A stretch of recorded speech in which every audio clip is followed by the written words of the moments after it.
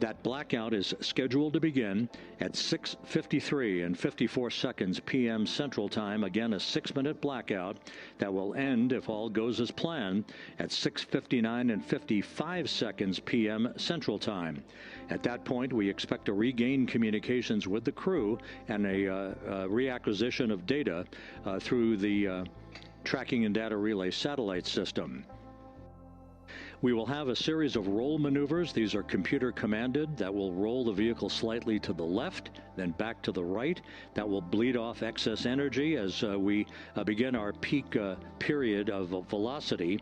We expect to reach a maximum velocity of 24,661.21 miles per hour, equivalent to about Mach 33 times the speed of sound, shortly after we enter that blackout period. Once we exit the blackout period, of course, we're in the denser regions of the Earth's atmosphere, and then we get set up for the parachute deployment sequence. First, the deployment of 3 forward bay cover chutes that will pull essentially the top forward bay cover off the very top of the Integrity vehicle. That will be followed by the deployment of drogue chutes, and then the final deployment of a series of 3 main parachutes at 7:04 and 44 seconds p.m. Central Time. From that point on, it is about 3 minutes or so until splashdown. Splashdown scheduled at 7:07 and 8 seconds p.m. Central Time at a gentle speed of 19 miles an hour. So just to give you some perspective, at the time that we enter the Earth's atmosphere, we're traveling somewhere around Mach 32. We will splash down at a speed of about 19 miles an hour.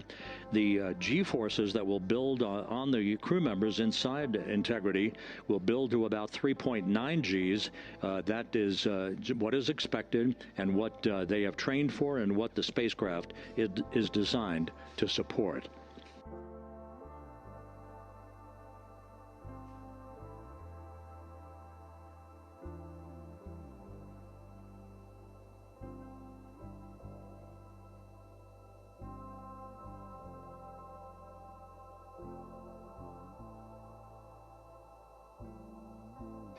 The latest weather forecast out in the recovery zone off the coast of San Diego is a go forecast from our meteorologists here at the Spaceflight Meteorology Group at the Johnson Space Center.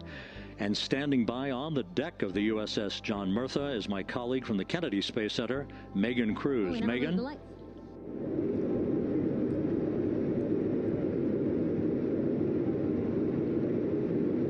Hey there, Rob. Yeah, welcome to the bow of the USS John Murtha. This is where we will report out live updates from the ship as NASA and the U.S. military work to recover our Artemis II astronauts in just about an hour and a half. How exciting. Now, right now, as you can see, we are out in the Pacific Ocean. We are just west of San Diego. We're actually staged about 6.5 miles away from where we expect Orion to splash down. And then we will incrementally move closer. So at the time of splashdown, we'll be about 5 miles away, and then we will move to 3.2 miles away. At that point, we'll pause, make sure that all the debris that might be coming down with Orion, because basically some parts of like the parachute system, they're jettisoned off Orion during descent. So we'll just want to make sure that those all land in the water and that we are safe to move even closer. So we will make sure that we can move a little closer, and at that point we will move to a mile away from Orion. And at that point the ship will circle the capsule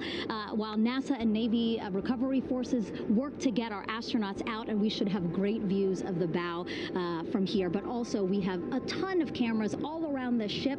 For example, we actually have some cameras right to the left of me here on the bow. These are very strong, stabilized cameras. We can really get up close to make sure that we are sharing all the images we have available to you. We also will have some views from above. We actually have 5 planes providing live views of splashdown today. In fact, some of those aerial assets just took off from San Diego minutes ago. And then actually here on the flight deck, you see 4 helicopters, the 2 in the back. Those will take off in about 30 minutes from now, also with live cameras. So again, lots and lots of imagery that we hope to share with you today. And then those 2 helos in the front, those 2 will pluck the crew out of the water and fly them back to our ship. Now, the combined team here on the ship, more than 550 people. Now, why don't we turn over to Paul here, Paul Serpinski. He is the Assistant Artemis Recovery Director. Great to have you here, Paul. Great to be here. Thanks. Absolutely. So you just left the landing forces operations center here on the ship. How are we looking for recovery? Right now, it's looking great. When I left, they were just about to get into weather briefing with Mission Control Center in Houston. But listening to the loops this morning and everything that's been going on, the reentry trajectory correction burn, or sorry, the return trajectory correction burn went great. They were right down the money, right on the money, right down the middle, where they should be coming back. Our forces here are teams out in the water. All our boats are launched or will be imminently. So yeah, it's just coming along great. Yeah. It's really nice to see. We did see some of those boats float behind us. We were hoping to give you a live view, but of course they floated right out of the camera shot as you came to us. But so basically the team right now here on the ship, basically like monitoring mode, but really things will pick up about 15 minutes after splashdown. Yeah, so a couple minutes before splashdown, things start happening really, really fast. Mm-hmm. Some events during the re-entry, they're maybe a second or 2 apart, and so it just takes a whole lot of effort and a lot of updates back and forth between us and Houston to try to keep track of everything that's happening, all in real time. And then after splashdown, that's when the recovery team really kicks into high gear. We have our boat teams, our boat crews going out, our divers doing hazardous assessments as they get progressively closer to the capsule, making sure, it's safe for all of our people to go in, and it's also safe for the astronauts to come out, because really at the end of the day, that's what we're here for, is we're to make sure that the astronauts get home safe after their tremendous journey to the moon and back. But then also we have, like you mentioned a minute ago, all of our imagery helicopters are taking imagery, camera shots of it as it's coming in all the way through splashdown. I mean, they'll see it as soon as it crosses the horizon, all the way to the ocean here. And then afterwards, we have to recover actually Orion to bring it into the well deck of the ship. Absolutely, yeah. And so once the astronauts are safe on board, then those same dive teams are going to transition into securing the capsule. They'll position some equipment around it to kind of facilitate that. The ship will move into position. We'll attach a really big winch line to it, and then a bunch of tending lines. We'll pull the capsule around behind the ship and then start to slowly bring it in. And then, yeah. Orion comes in, goes hard down, and everyone cheers. Yeah, great day. Great day, exactly. Lots to coordinate, a lot to manage. Basically, planning for this recovery, Artemis 2 recovery, started a month after Artemis 1 launched. That was the uncrewed test flight of the Space Launch System rocket, as well as the Orion spacecraft. That was November 2022, a month later, all the planning for this. How does it feel to be so close to welcoming our friends, our astronauts, home? I mean, for the whole team, I walked around the ship this morning, just kind of visiting with a lot of people, a lot of groups, and just kind of get the feel of them. And everyone has that same kind of mentality. Everyone's excited. Everyone's thrilled to see all that work that we've been doing, like you said, for the last 3 years, since right after the last one came back till now. And some people even further back. Some of them go back a decade or more. So everyone is just excited, and they're ready. They're really ready for this. And just to be able to see our crew come back, that's going to be a thrill for everyone. How are you feeling? Are you ready? Is this something you ever thought you'd be doing? I'm ready. I'm excited. This has been the pinnacle of my career so far. It really has. I've seen a lot of firsts, a lot of lasts, but I can't think of ever topping seeing the first crew to go to the moon and back in 50 years, and to be here and be a part of that. And it's just a tremendous privilege. And on behalf of the whole team, I'm thrilled, and so are all of us. We're ready. Yeah, I definitely think that those words really embody how everybody on the ship is feeling. So thank you so much, Paul. I appreciate you being here. And so, Rob, we'll toss it back to you again. We will continue to join you with live updates from the ship as much as possible. Thank you, Megan. Back here at the Johnson Space Center, the entry team of flight controllers looking over the shoulders of Reed Wiseman and Victor Glover there on the flight deck of Integrity, and again just below their feet in the mid-deck area, if you will, Christina Cook and Jeremy Hansen of the Canadian Space Agency. They're in the final review of their entry procedures, and all of the activities that will follow here very shortly in trip hammer fashion. We should note that after splashdown occurs, the flight control team here in Houston will be monitoring the orientation of the Integrity spacecraft. We are expecting it to splash down upright in what is called the Stable 1 configuration, with the top of the spacecraft pointed upward. Stable 2 would indicate that it is upside down in the water. Regardless of the orientation, there will be 5 inflatable airbags called the CMOOS system. That's the acronym for Crew Module Uprighting System. We are suit dot complete. Houston copies. Reed Wiseman acknowledged.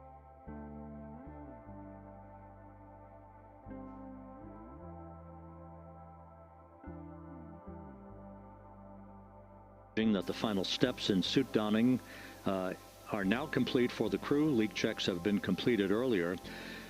The CMOOS system, those 5 inflatable airbags, will be inflated with helium. Those airbags will ensure that the vehicle remains upright.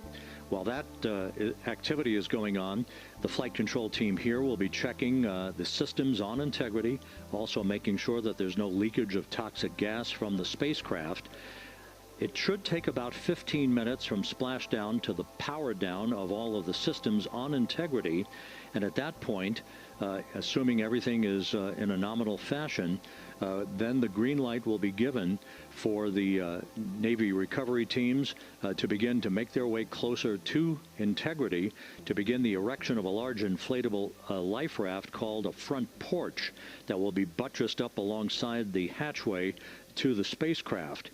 That life raft will be used to bring the crew members out of this vehicle once the hatch is open, one by one. They'll get their land legs back after 9 days of weightlessness. Houston integrity for status. Put in harnesses to be hoisted one by one in sequential fashion, in an alternating fashion, to the 2 hovering Navy helicopters we're going to be stepping into leak check soon. 1 and 2 will be seated. 3 and 4 will be free float, and we'll configure EPROC accordingly. Seats 3 and 4 are connecting umbilicals. We're going to be stepping into leak check soon. 1 and 2 will be seated. 3 and 4 will be free float, and we'll configure EPROC accordingly. Houston copies all. Reed Wiseman talking about the current procedures with the suiting of the crew members and subsequent leak checks, a final leak check for all 4 crew members. Everything is actually running a few minutes ahead of schedule. So once the life raft is inflated next to the Integrity spacecraft and the recovery teams have arrived alongside of the vehicle, the hatch will be open and the crew members will be brought outside into that front porch, as it is called, one by one. They then will be hoisted into the hovering helos overhead, and those helos then will turn around once the 4 crew members are on board, 2 for each helicopter, and will head back to the ship. That should be about a 10 to 15 minute transit.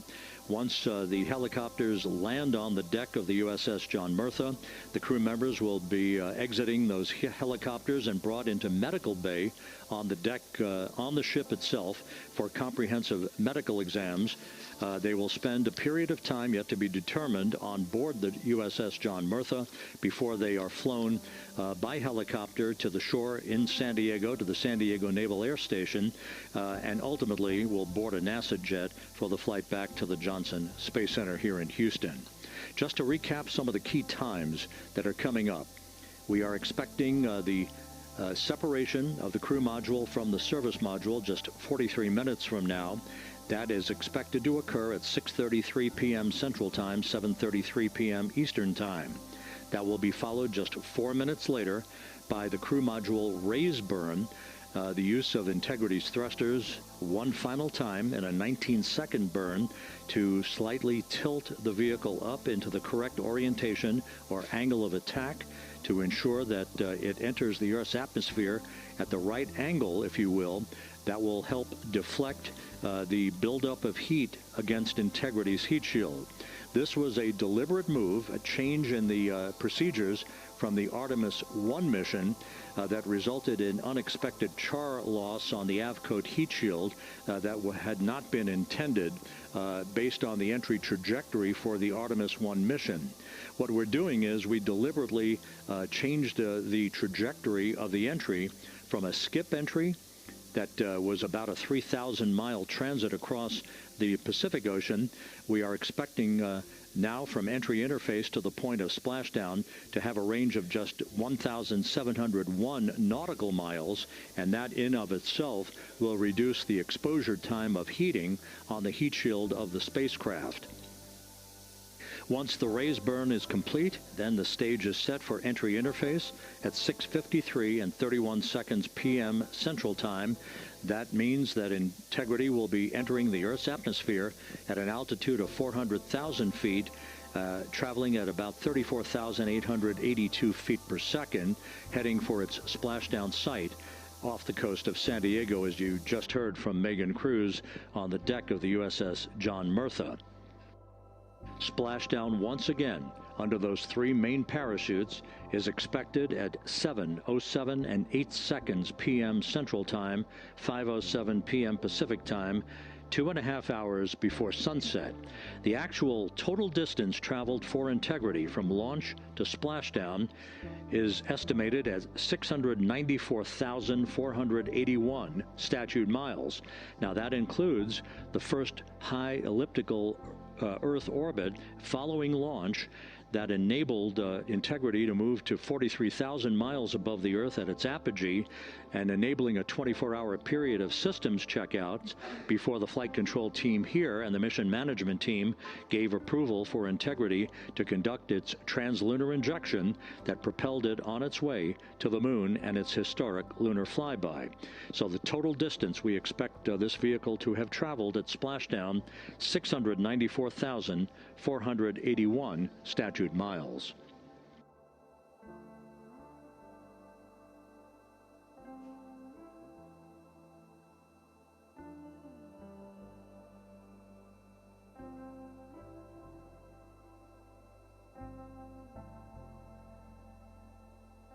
With everything proceeding on track and on time aboard Integrity, the vehicle system's in excellent shape as the Earth grows larger in the field of view.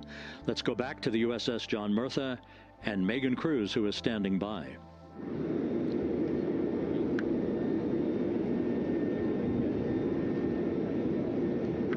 Hey, yeah, Rob, welcome back. Again, we are out in the Pacific Ocean, staged just about 6.5 miles from where we expect Orion to splash down now in just over an hour. How exciting. And the weather, awesome conditions here. I know you see some wind blowing around my hair, but really nothing to speak of when it comes to having to recover our astronauts, as well as no waves here, really. So yeah, we're expecting a really great day. Also, hopefully, some really great views. You can see behind me that some of the clouds are starting to break up, so that's really exciting. And now, of course, this ship has a lot of people ready and excited to welcome our crew back home, including Dr. Rick Schuring here. He is a NASA flight surgeon. Great to have you here, Rick. You too, Megan. It is a blessing to be out here this day with our teams. We've trained 3 years for this nonstop with the U.S. Navy and along with EGS, and we've so looked forward to this day. And you know, just by God's grace, everything's parting, the skies and everything. The crew's doing great. Looking forward to come back, and our teams are ready. So this is one of those days you've dreamt about, and now it's finally here, and we're ready, and just thankful to be a part of it. Yeah, and you play a really integral role. When was the last time you spoke to the crew, and how are they feeling in this last hour before splashdown? Sure. Yeah, so the crew woke up. When they splashed down, they were woken up about 8.5 hours ago. Me and my fellow crew surgeons, Doctors Chris Haas and Rafi Kumjian from the Canadian Space Agency, spoke with them about 6.5 hours ago, just to double check on how they were doing, if there's any medical issues, you know, how they slept, and then kind of go over their landing day protocol for their medications, for what we call a fluid load, to try to replace some of the fluid and electrolytes that they've lost with just a normal space adaptation. Once they got to space, they kind of have to replace some of that fluid to help them with the whole landing kind of readaptation to 1G, which they haven't done for the last 10 days, and then just kind of let them know how things were going to play out, out with the open water teams all the way until we finally get to the med deck. So they were very pumped up, very hurried though. They had a lot of cabin configuration, a lot of things to get ready, so they're excited, but also very focused on the job that they had to do. So, we've trained a long time for this, and we're ready. And you said some medications. I mean, those are kind of just to mitigate the effects of, obviously, their more than 695,000-mile journey back to Earth. It's just like anti-nausea medication, right? Yeah, exactly, Megan. The astronauts are very healthy, fortunately, and even when they come back in reentry, the human system is very kind of dynamic. It has to readapt very quickly, and one of the most common responses they get is just some stomach awareness to some nausea, even to some vomiting. And with our crews that land out in Karagana, the Soyuz crews or our SpaceX crews, they all kind of experience the same thing. This will be the first time we're landing in water since December 1972, and I worked with all the Apollo astronauts years ago, and they all told me that landing in the water, especially in the Pacific, can be very provocative. So we take steps to give them medicines to really mitigate some of that nausea, vomiting, help them feel a little bit better, and also sometimes just use a little anti-inflammatory medicine just to help with coming back to 1 Earth or 1G. The effects of microgravity, especially as you age and you have a little arthritis, you feel great in microgravity, and everyone kind of curses coming back to the ground like, oh dang, 1G, but so that helps a little bit. But for the most part, the main thing is just replacing that fluid and then trying to help them with that transition back to 1G, and then we're ready to go. Yeah, and their health is assessed almost immediately after they splash down. Yeah, so we have Dr. Jesse Wang, and we have our independent duty corpsmen, who are the Navy version of paramedics, extremely highly trained, highly experienced Navy medics and divers who will go out there, open the capsule about 25, 28 minutes after splashdown and do the first initial assessment. So Jesse and his team will go out there and look at each crew, kind of do their assessments, get vital signs, report back to Drs. Haas and Kumji and I and back in the med bay, let them know how they're doing. And then, if they've got the normal kind of space adaptation kind of things, we expect that they're good to go on that. If anything, didn't go the way we want, they're all prepared for that as well. And Jesse and his team, I mean, this is their full-time job, taking care of, sailors and folks who might be injured. We don't expect any injuries, but coming back, going 25,000 miles an hour down to, 20, miles an hour is still a dynamic process. I've heard it described as, kind of like a car crash. And then the crew will be ready to go, and Jesse and his team will make that transition to get them out to the front porch, do assessments on them again, call it to our med bay, and then once we have that and they're all good to go and the crew's feeling okay, we'll hoist them up in the helos. It's about a 3-minute flight back to the flight deck, and that's where me and the astronaut chief Scott Tingle will actually meet them. I'll get eyes on them, make sure they're all good, just take very slow transitions, and then one by one we'll either get them out with the SMTs, the SAR med techs under each arm, just kind of just walk them very slowly to med bay, which actually helps them acclimate back to 1G. Or if they really don't have their sea legs back yet, then we might put them in what we call a stair chair, which will be right behind them, and then just very slowly kind of get them back into med bay to start our full assessments with the team. Yeah, so a really great team here to support them as soon as they get back, and also all throughout the mission, of course. You talked a little bit about this, but obviously, we have seen astronauts return from the International Space Station for over 25 years, so we kind of know that that journey, how it affects the body. But yes, we're talking about humans returning from the moon for the first time since 1972. How is this different from your perspective? So it's different in one very significant respect. On Apollo, for exercise, they had something called the Apollo Exergenia, which was basically just a little canister with some ropes, and they would have some resistance and kind of do that. And the Apollo astronauts really liked that. They liked the ability to exercise, because you decondition from a musculoskeletal standpoint, you lose your strength and your stamina very quickly. We had something called the Orion flywheel, which was able to impart much greater loads in terms of resistance, so they're able to do squats, deadlifts, different things, not dissimilar to what the ISS astronauts do, but with a lot less room to do it. And they also did rowing activities for cardiovascular health, and the crews loved it. But for the lunar crews, the future lunar crews, maintaining that physical conditioning, which our astronaut strength conditioning rehabilitation specialists, affectionately known as the ACERs, back in Houston, really work hard to get them in the best shape they're going to, have to be in to get to the moon. That device hopefully will maintain that. And Apollo only had about a 4.3-day journey to the moon. Our astronauts are going to have about a 10 to 14-day journey. Right. So maintaining that physical fitness, that strength and stamina is going to be crucial for the success of being able to do those very physically demanding lunar EVAs. Right. So we're very excited about what the astronauts have said about the device and what they have to say about the role exercise plays, going to the moon. And also the mental benefit. Sure. They just really like sweating, breaking the sweat, and actually just feeling like they're just getting a workout. Right. Thank you so much, Rick. I really appreciate it. I know they're going to be in good hands, so we'll let you get back to it. Thank you so much. Megan, thanks for the time. Back to you, Rob. Okay, Megan, back here in Mission Control in Houston. Everything is moving along in order.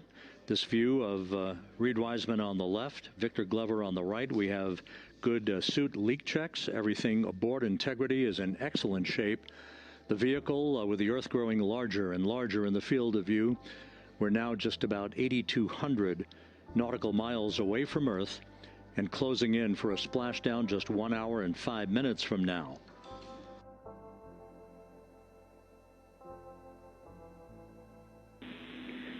Integrity, just under a minute till your GPS maneuver initiates, and both GPS units look eager to acquire. Outstanding. Seats 3 and 4 are working on seat strap in now.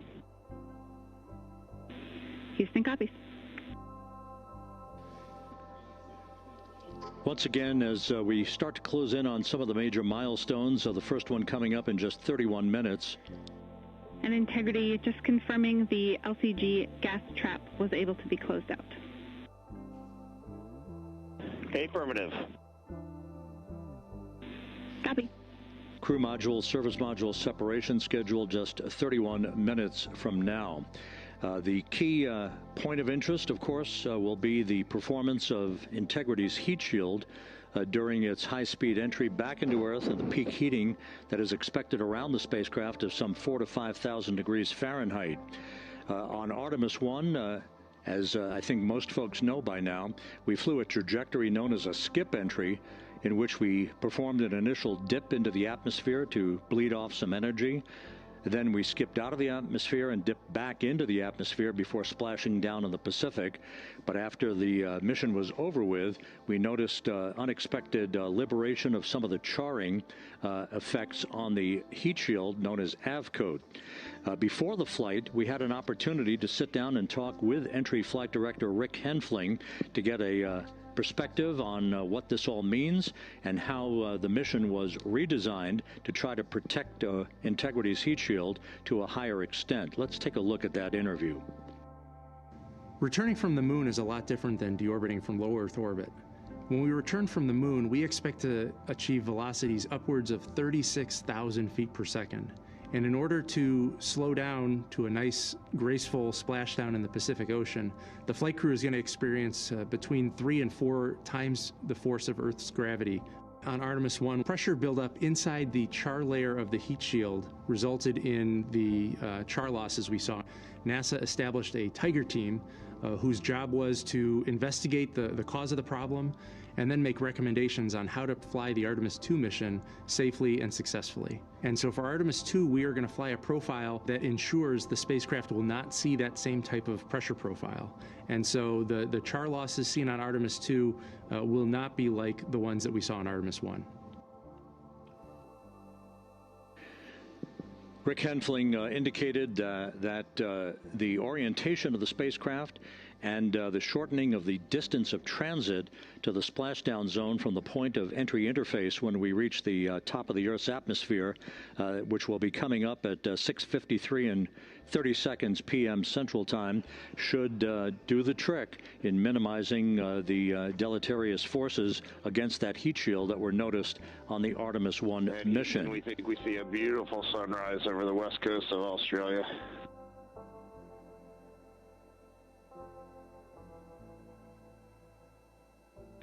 We copy. Commander Reed Wiseman reveling in his final hour in space on this mission as Integrity is passing over the southwest coast of Australia now at an altitude of some 7,600 nautical miles. That will begin the southwest and northeasterly transit across the Pacific Ocean. Let's talk a little bit more about some of the highlights and some of the numbers associated with the points of interest here. We are 27.5 minutes away from crew module, service module separation. That will be followed about 3.5 minutes later by the raise burn that we've discussed, a 19-second burn of Integrity's thrusters to fine-tune its angle of attack as it enters the Earth's atmosphere. Entry interface is scheduled 47.5 minutes from now. That's the point at which we will reach the top of the Earth's atmosphere, traveling about 34,882 feet per second at an altitude of 400,000 feet. Just 24 seconds after entry interface, we will begin a blackout period of 6 minutes in duration at 6:53 and 54 seconds p.m. Central Time. Now, right about 10 seconds after the blackout period begins, we are expected to reach peak speed, which would be 24,661 miles an hour. That'll be about 103 miles an hour short of the velocity record set by the Apollo 10 astronauts, Tom Stafford, Gene Cernan, and John Young, when they returned from the moon on the Apollo 10 mission in 1969. That blackout period is expected to last 6 minutes in duration. At 6:54 and 52 seconds p.m. Central Time, we'll reach our peak heating period of about 4,000 to 5,000 degrees while we're in a communications blackout from Integrity and its astronauts. That blackout should end at 6:59 and 55 seconds p.m. Central Time, at which point we expect to regain communications with the crew. Capcom Jackie Mahaffey here in the flight control room will be talking to the crew, calling them, and we'll await a response from the crew as they come out of that blackout period. And at that point, their altitude will be just 157,000 feet above the Earth, traveling at 13,000 feet per second, with a range to splashdown of just 147 nautical miles. From that point on, the next key series of events will be the deployment of a series of parachutes that we discussed before. First, the forward bay cover chute deploy that will pull the forward bay cover away from the top of Integrity, followed by drogue chute deploy and then the main chute deploy that's expected at 7:04 and 44 seconds p.m. Central Time. That will begin the gentle descent of Integrity towards its splashdown at just a velocity of just 19 miles an hour, and that will begin the recovery operations that you just heard Megan Cruz discuss with her folks on the USS John Murtha. All of Integrity's systems in great shape. The crew is suited up. Leak checks complete as we stand by for the next major milestone, which will be the crew module service module separation just 24.5 minutes from now.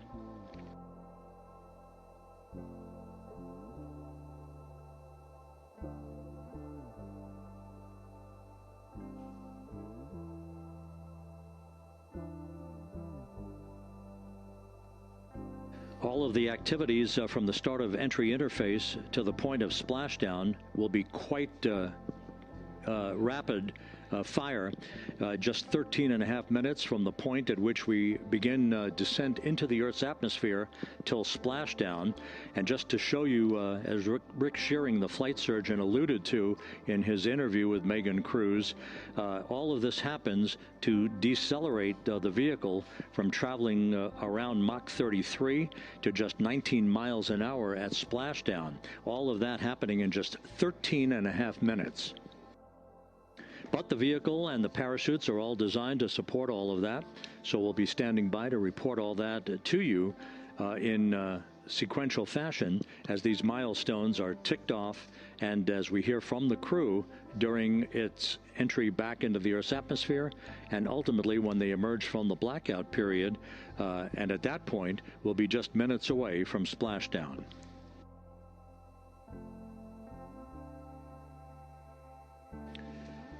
So with all of those preparations ongoing, we can return here briefly for another report from the USS John P. Murtha and Megan Cruz. Megan?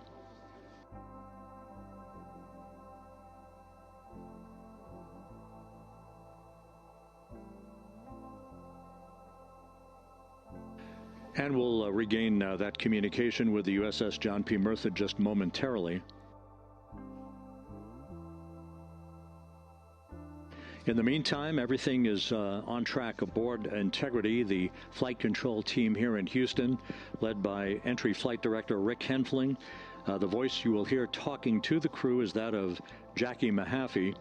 She will be reporting everything to the crew and receiving their reports as they enter the Earth's atmosphere for their 13.5-minute plunge back into the atmosphere for splashdown off the coast of San Diego.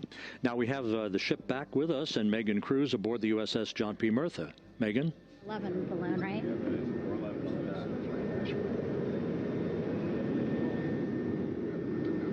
Hey, Rob, yeah, the excitement is really building here on the ship. I'm watching right now one of the weather balloons being lofted up from the ship. Again, weather balloons, very important for us to make sure that we are tracking the right kind of weather and also the data that's needed for what's called our Sasquatch team. Again, it's a team out of NASA that basically makes sure that the debris that comes off of Orion, again, some of those pieces of the parachute system, make sure that they don't fall on us here in the sea, and also our aerial assets, our folks in helicopters. So watching that float away right now. But with me right now is Captain Eric Kenny. He's the commanding officer of the John P. Murtha naval ship. Thank you so much for being here. There are so many moving parts that you have to keep an eye on. That's absolutely right, yeah.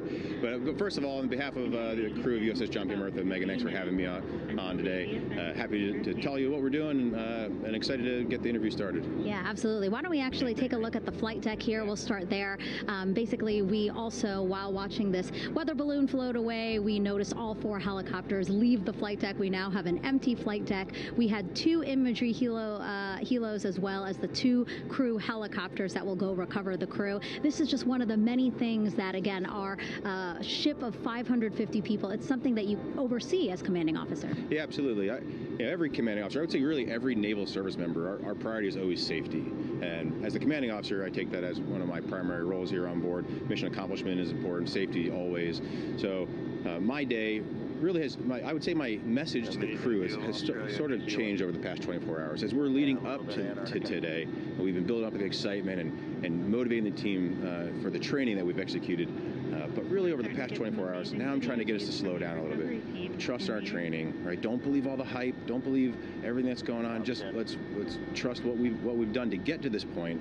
And if we do that, we'll be successful today. Mm-hmm. And also part of the big success is obviously the coordination between NASA and the U.S. military. How does it feel being able to support the human space program we have? Yeah, I mean, since 1959 with Mercury, Gemini, Apollo, the history between NASA and the Navy has been in lockstep. But like any other skill, if you don't practice it regularly, that skill atrophies. So we've had a few decades off from that. But, over the past 4 or 5 years, really with this ship over the past year, we've constantly trained and working for this moment right here. Building up the hype, but to get to this point today, to be able to trust in all the training we've done. We've worked with, working with NASA, the Air Force, the medical team, dive team. You want to talk about high-performance organizations coming together, working in unison? We are seeing that here on board the USS John P. Murtha, and I can't be more proud of all the work everyone's doing. Yeah, you had some great words this morning saying just that, again, that it's really nice to see everybody working together and so excited. I mean, you just became the commanding officer of this ship back in February. How does it personally feel for you to be a part of this historic moment today? Yeah, I mean, first and foremost, I'd say any opportunity to command any warship in the United States Navy is a tremendous honor. Is a pinnacle of any naval officer's career. That being said, as my change of command was approaching, and I realized that Artemis was going to be in the window here, to say that I'm humbled and honored to be here is an understatement. What really just excites me is the opportunity to see this crew, who has been training so hard over the past year plus, come together. It is what inspires me. Listening to NASA and the ownership and pride they take. They make my crew better. I think we're making NASA better together. That synergy is something that I'm happy to see and hopefully take forward with me in my career. Yeah, it's all about partnerships. We couldn't do it without you, and we couldn't have gotten to the moon without our international partners as well. So thank you so much, Captain. It was really great to have you here today. Thanks, Megan. Awesome. All right, Rob, back to you. Thank you, Megan. Back here in Mission Control in Houston. We just had a quick view of the crew. We'll get that view back, and there they are again. Here in Mission Control, the entry team of flight controllers led by Rick Henfling and Jackie Mahaffey serving as the spacecraft communicator. We have just handed over communications links from the Deep Space Network that we communicated with the crew through from the time of the translunar injection burn back on April 2nd. We've just handed back to the Tracking and Data Relay satellite system as we prepare for the crew module service module separation that will take place just 17 minutes from now. With the Earth looming in front of Integrity as it barrels back for a splashdown of the Pacific just 50 minutes from now, we're just 5,700 nautical miles from splashdown. Just one other quick note about the comparison from the Artemis 1 entry profile to the Artemis 2 entry profile and how that is serving as an extra layer of protection for Integrity's heat shield. The Artemis 1 entry had an entry range of some 3,178 nautical miles, a very long downtrack, and a very longer period of exposure to heat loads than we're experiencing tonight. It also had that skip entry profile that we discussed earlier, dipping into the Earth's atmosphere, then back out, then back in. It was about 20 minutes of exposure. Integrity, Houston, comm check on TDRS. Jackie, we have it loud and clear on TDRS. We have you the same. And there's one of the weather balloons being deployed from the USS John P. Murtha.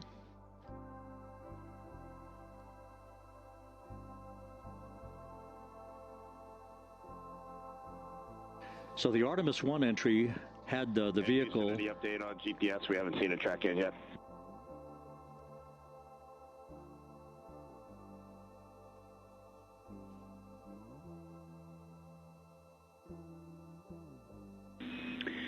Reed, we are watching. We are starting to get into the window where they may start acquiring, so should be within the next 10 minutes. Okay, sounds good. We're holding at step 17 and getting ready for CM-RCS hot fire.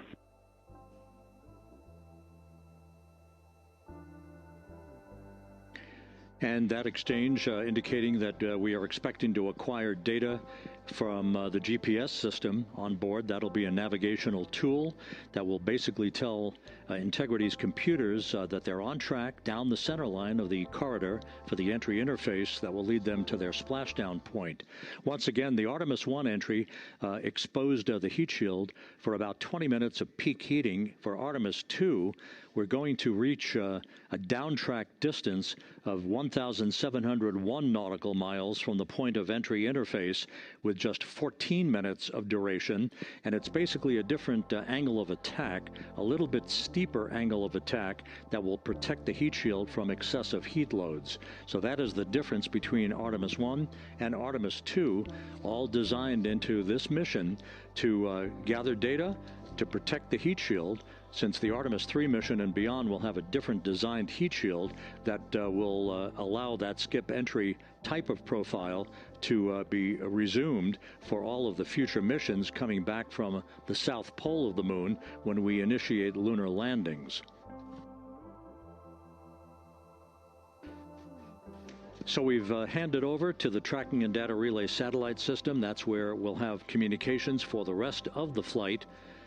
Just to give you some time hacks here, we're 13.5 minutes away from crew module, service module separation, and just 17 minutes away from the raise burn, that 19-second firing of the thrusters that will basically be the final fine-tuning of the angle of attack for Integrity as it enters the Earth's atmosphere.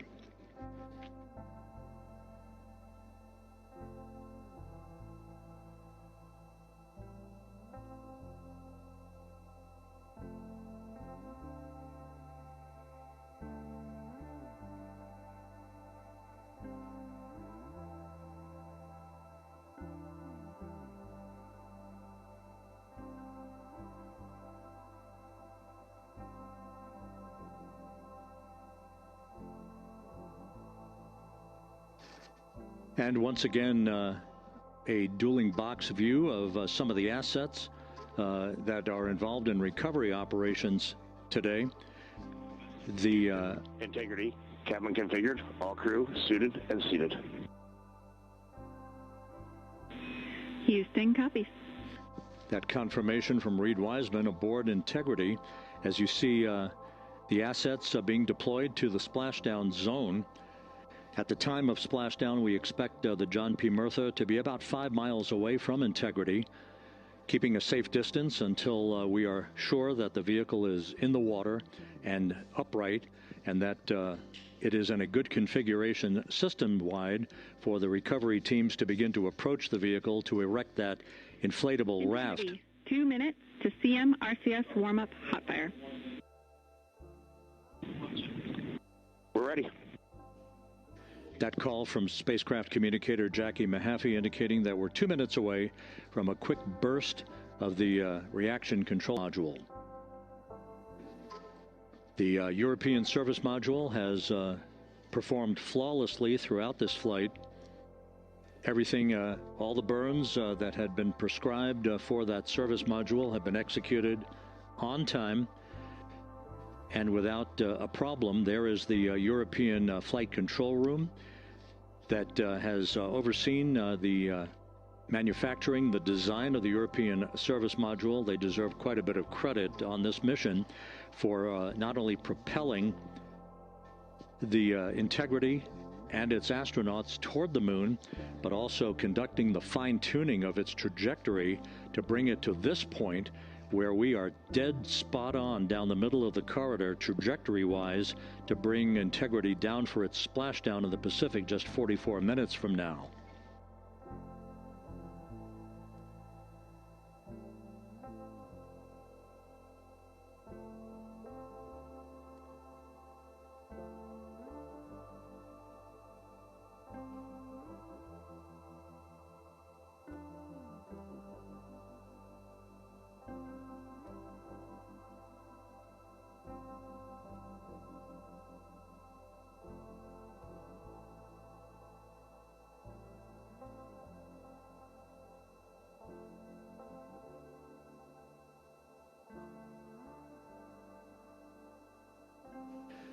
What you're looking at is a computer-generated visualization based on real-time telemetry from Integrity, currently traveling about 16,000 miles an hour.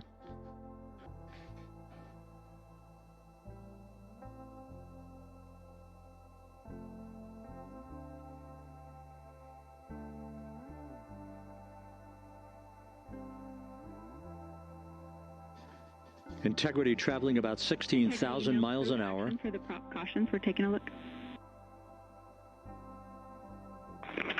Copy that. Now just about 5,100 miles from Earth. Splashdown scheduled 43 minutes from now. We're just 9.5 minutes away from the crew module service module separation.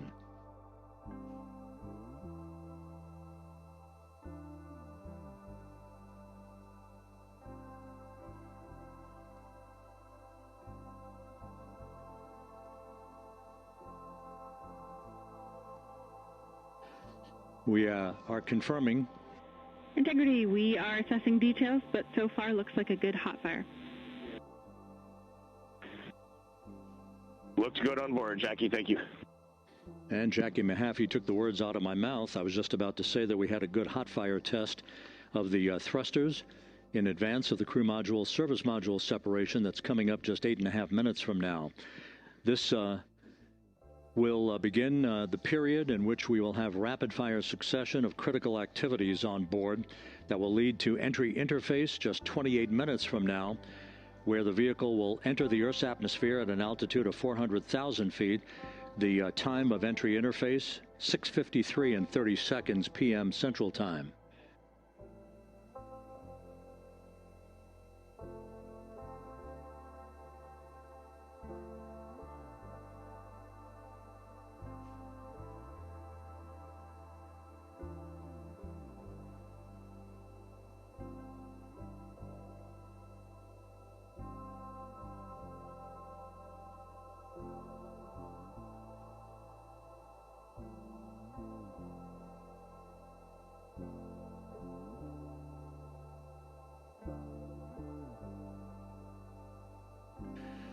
Integrity's astronauts were awakened at mid-morning to begin their entry preparations.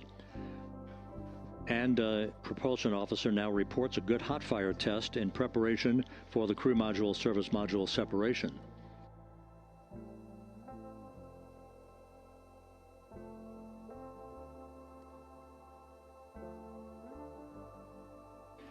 We're now inside 41 minutes until splashdown. Integrity Houston, we have confirmed a good CMRCS hot fire. And although we are not seeing GPS acquired yet, you can skip the troubleshooting steps in 157 for now. Integrity copies.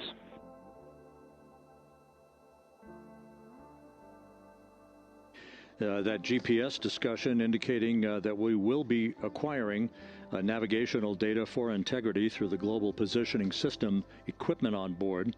We just don't have it yet, but we will. All of Integrity's systems are in great shape to support its high-speed entry into the Earth's atmosphere. It, once again, will reach a peak speed of 24,661.21 miles an hour. Your call, GPS. We at least have GPS 1 looking good on board.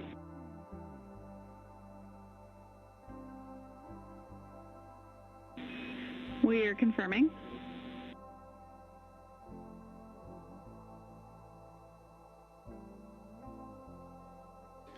The Guidance, Navigation, and Control Officer here in Mission Control confirming that we have good lock on GPS data.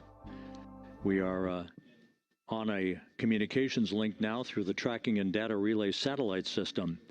Now, following splashdown, we're going to lose that link and go to what's called a VLDR, a very low data rate communications link, so that we can talk to the crew inside Integrity as they are on the water. Integrity, confirm we do see good GPS. We do too, especially GPS 1 is accepting in nav channels 1 and 3. That GPS data is basically telling Integrity's onboard computers its position relative to the Earth, but its trajectory and its orientation according to flight dynamics and the Guidance, Navigation, and Control Officer is spot on. We have now armed the pyros for the crew module service module separation coming up less than 5 minutes from now.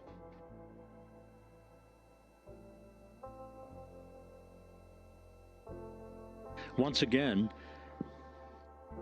just 10 seconds after entry interface, we will see Integrity reaching its peak speed of 24,661.21 miles per hour. That will be just seconds before we begin a 6-minute blackout period. Integrity Houston, your vehicle is in a good config for CM-SM SEP and go for CM raise. Houston, we see the same on board and copy go for CM raise. That CM raise referred to as the slight firing of 19 seconds by Integrity's thrusters with a change in velocity of 9.9 feet per second, a slight nudge of the aft end of the vehicle so that it's tilted a bit upward, providing the final angle of attack as the vehicle enters the Earth's atmosphere. This being the mitigating factor that will reduce heat loads on the heat shield as we reach a point downrange from the start of entry interface, some 1,701 nautical miles to the splashdown site.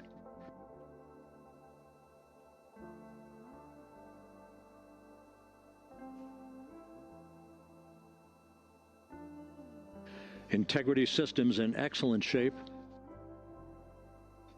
We are currently 3,300 nautical miles left in this mission.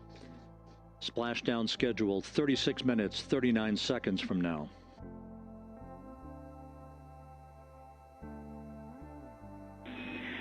Integrity Houston, for the 2 enabled prop cautions, what happened is while the thrusters were firing, multiple pressure sensors on each of the strings diverged a bit from each other. Those limits look to be set pretty tight.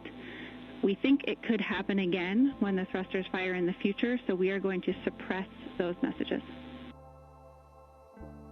We concur with suppress, not inhibit. Thank you.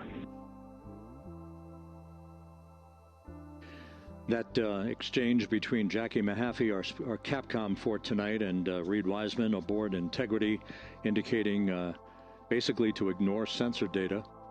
All of Integrity's systems are in good shape.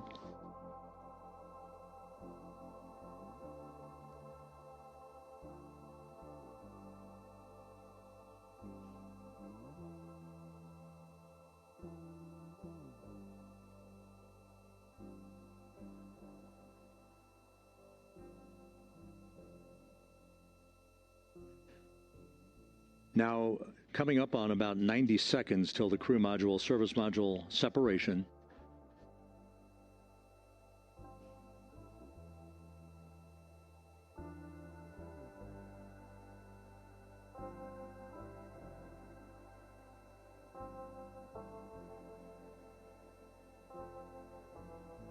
All quiet here in Mission Control as we enter the most critical phase of the completion of this flight. All of the preparatory activities leading up to the vehicle entering the Earth's atmosphere just 21 minutes from now.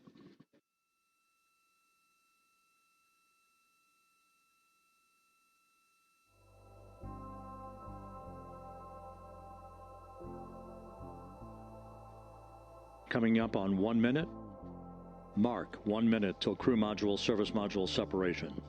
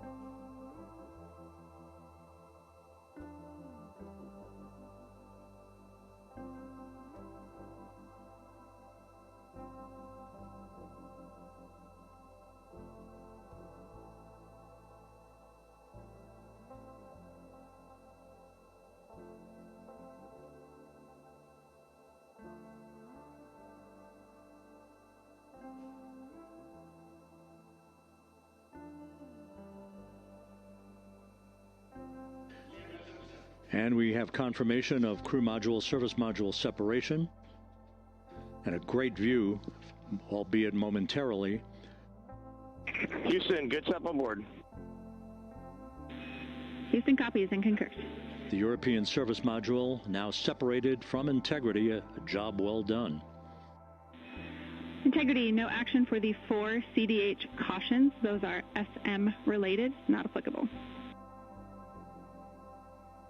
Integrity.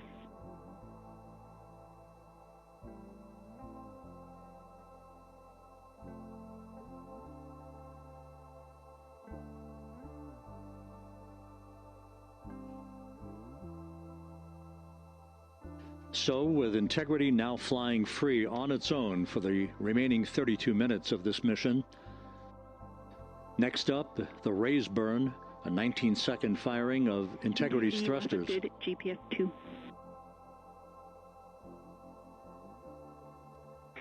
Integrity copies, good GPS 2.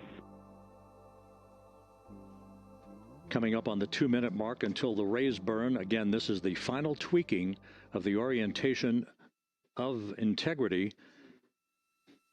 to put it in the right angle, if you will, the angle of attack that it will fly in during its entrance into the Earth's atmosphere.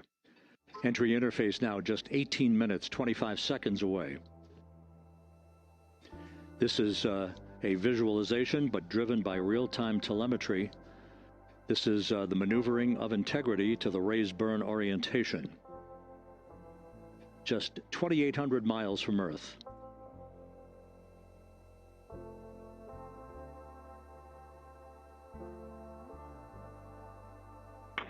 Houston, we got a great view of the European service module out the window with the sun hitting the side and the solar rays and the NASA worm right there. It's a beautiful looking machine.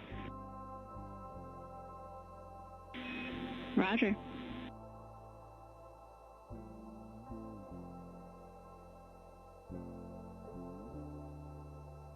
And we have completed the maneuver to the raise burn orientation, 1 minute away from the raise burn.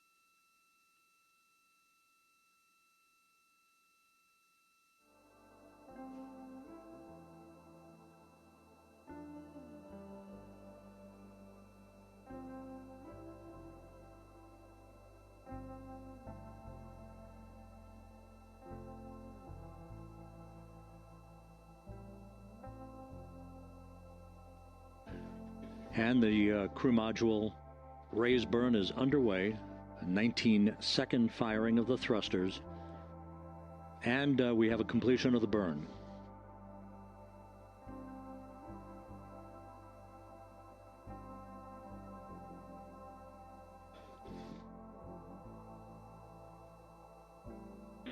Integrity, good. CM raise burn. Your flight path angle is within limits.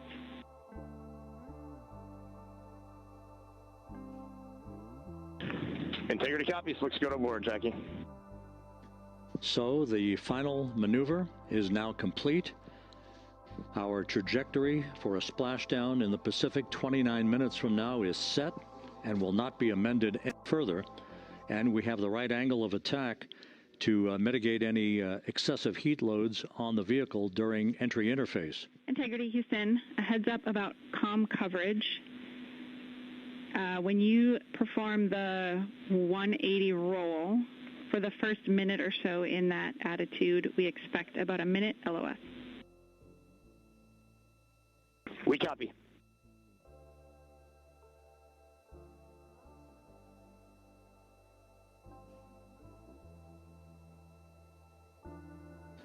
So for those who are watching the series of events coming up, we will enter the first traces of Earth's atmosphere 14 minutes, 45 seconds from now. 6:53 and 30 seconds is what is pegged for entry interface at an altitude of 400,000 feet, traveling at approximately 34,800 feet per second, range to touchdown or splashdown 1,701 nautical miles. 24 seconds after entry interface, we will enter a 6-minute blackout period in which we will lose communications with the crew. This is expected due to the buildup of plasma around the vehicle. That's an ionization effect due to the collision, if you will, of the velocity of the spacecraft with the friction of the Earth's atmosphere. That 6-minute blackout is expected to begin at 6:53 and 54 seconds p.m. Central Time. During that period of time, we will reach our peak speed of 24,661 miles per hour. That comes just short, based on unofficial data from the flight dynamics officer right now, will come just short of the velocity record set by Apollo 10 of 24,791 miles per hour in 1969. We expect peak heating on the vehicle at 6:54 and 52 seconds p.m. Central Time, a minute and 22 seconds into entry interface. At that point, we will be just 204,000 feet above the Earth, traveling at 33,000 feet per second. The blackout period is expected to last 6 minutes. We expect that blackout period to end at 6:59 and 55 seconds p.m. Central Time.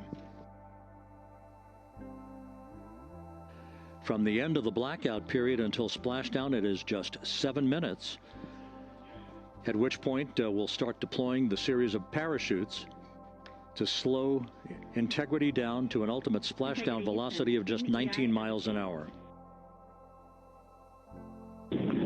do the same, waiting for the 180 rolls.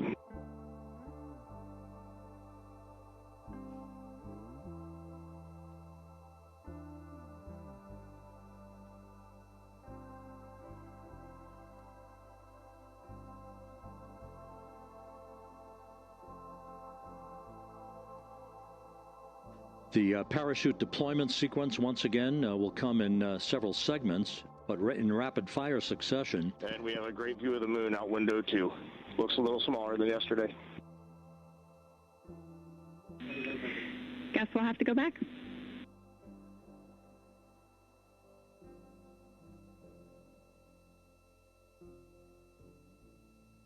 Reed Wiseman and Jackie Mahaffey exchanging discussion on a view of the moon that Integrity's astronauts are seeing in the final minutes of this mission that will be completed with splashdown just 25 minutes from now. 3 forward bay cover parachutes will be used to pull the forward bay cover off the top of the vehicle. Then 2 drogue parachutes will be deployed to slow and stabilize the crew module during its descent, followed by 3 pilot parachutes that will lift and deploy the main parachutes from the forward bay. The final sequence will have 3 main parachutes deployed. These will be 116 feet in diameter, each main parachute approximately 265 feet long when reefed. The parachutes will ultimately slow Integrity down from its peak speed of almost 33 times the speed of sound to a gentle 19 miles an hour as splashdown.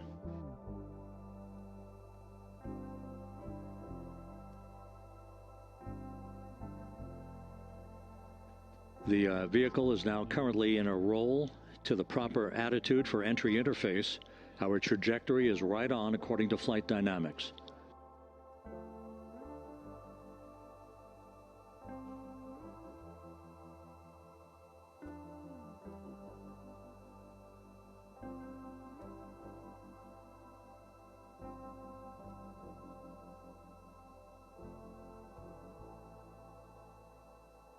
Integrity is on a trajectory from southwest and northeast across the Pacific Ocean, descending at a rate of 15,000 feet per second.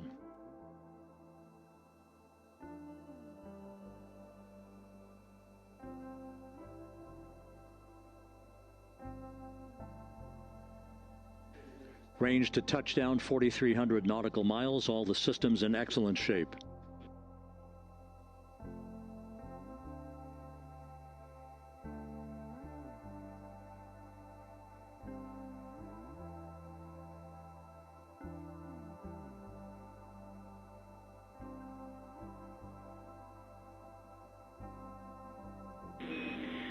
Integrity, Orion in the EI roll 180 attitude. Looks good on board, Jackie.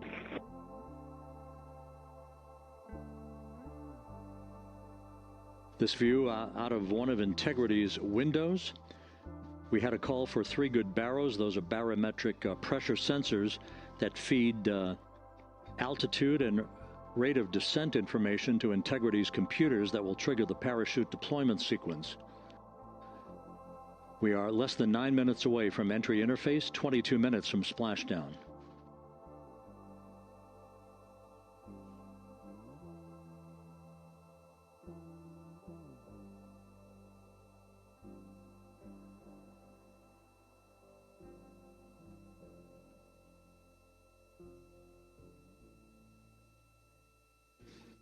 You can see the reflection of one of the crew members in the window.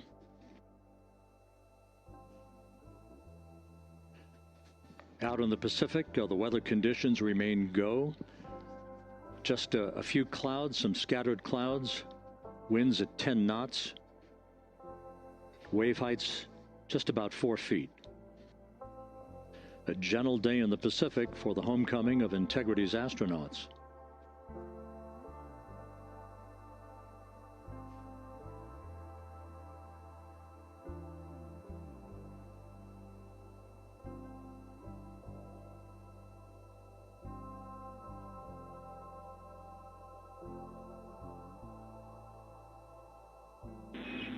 Integrity back in EI attitude.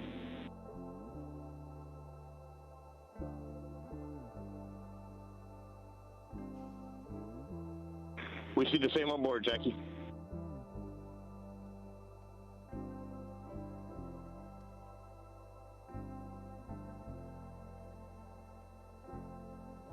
Houston, purge is complete. Crew and vehicle are configured for entry.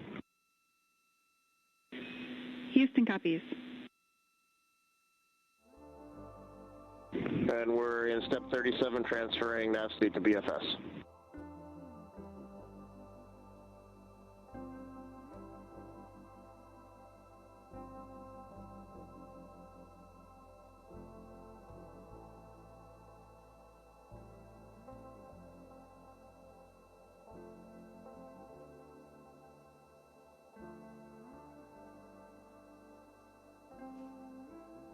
And Houston, in instruction 509, we are not below 0.2.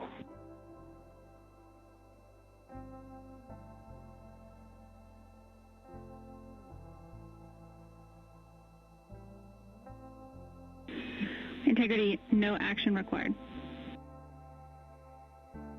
Integrity.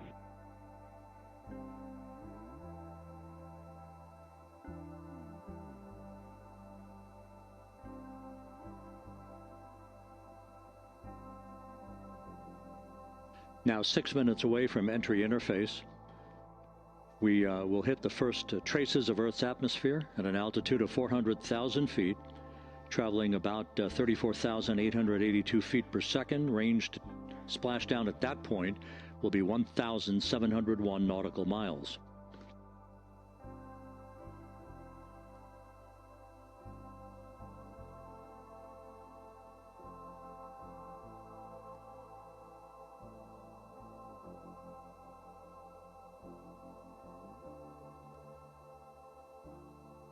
And once again, just a reminder, some 24 seconds after entry interface, we do expect to lose communications with the vehicle and the crew during a 6-minute blackout period when a plasma shield will build up around the spacecraft due to the ionization, due to heating effects.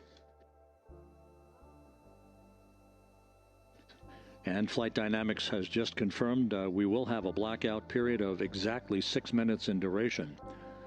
And once again, that's due to the fact that a plasma buildup around the vehicle will prevent communications and data, so we will not be able to talk to the crew members at that time, nor will we receive data here in the flight control room. Houston, everything is looking good on board. Just confirm no pre-EI downloads. Houston concurs.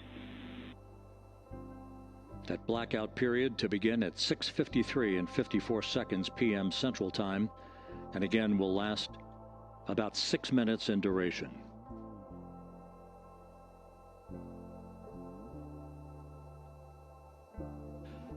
We're 4 minutes away from entry interface.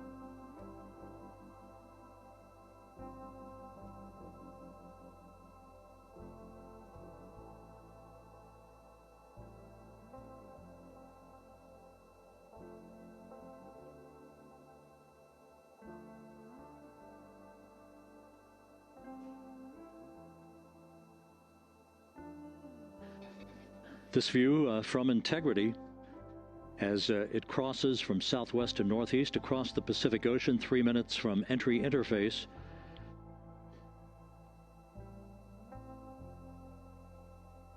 "16.5 minutes till splashdown.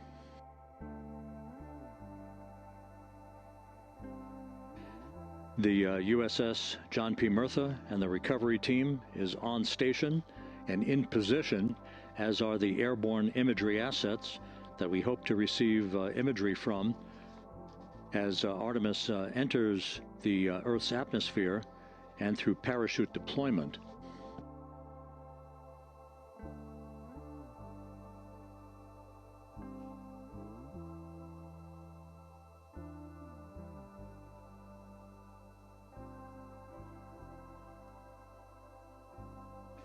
All of Integrity's systems are in great shape. The crew is ready to complete its mission just 15.5 minutes from now.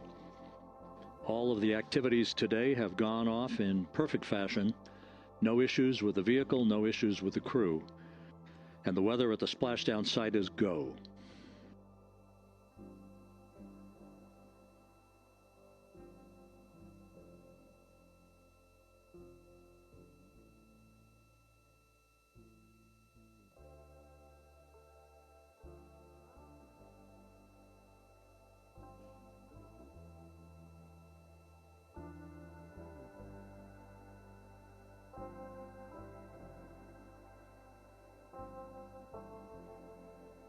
Coming up on 1 minute until entry interface.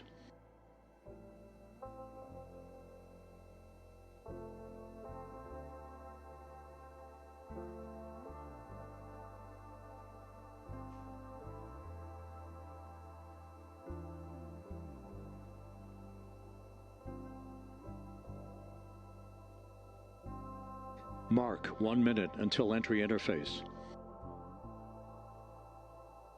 1 minute, 20 seconds until the expected start of our 6-minute blackout. Integrity, 1 minute to a 6-minute blackout. Integrity.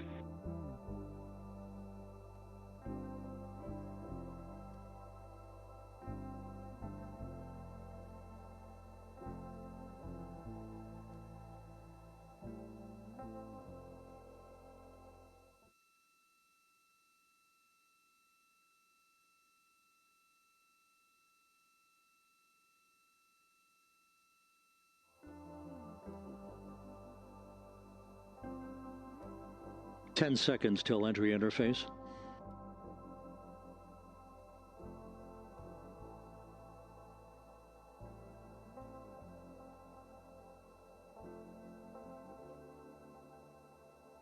And we have crossed the threshold, now entering the Earth's atmosphere. We're at 400,000 feet, traveling 34,800 feet per second.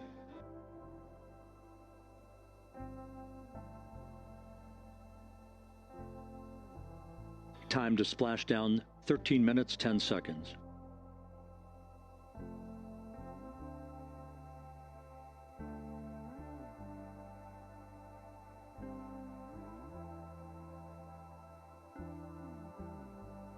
And as predicted, we've entered our communications blackout. This will be a 6-minute blackout period. No voice, no data from the crew.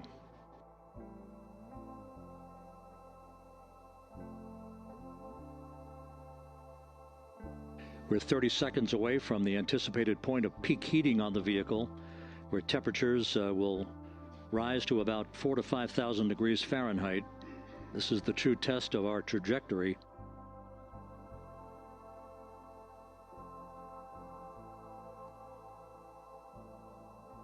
And from the G5 aircraft in the vicinity of the splashdown zone, this view of Integrity.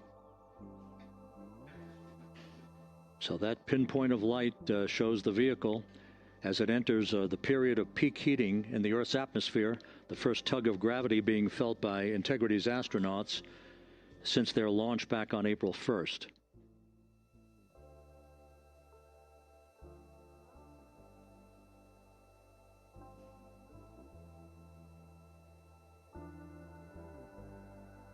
Four and a half minutes until the end of the blackout period. Time to splash down, 11 minutes, 33 seconds.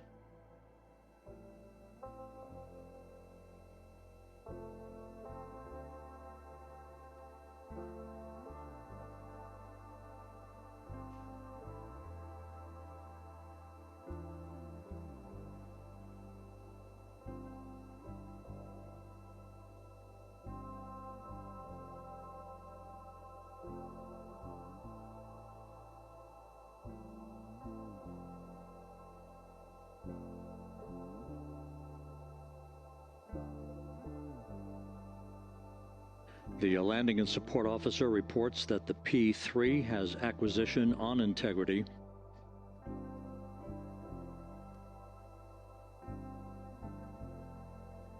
3.5 minutes left in this blackout period. This is a visualization of the plasma buildup around the spacecraft and the repelling of that heat on Integrity's heat shield.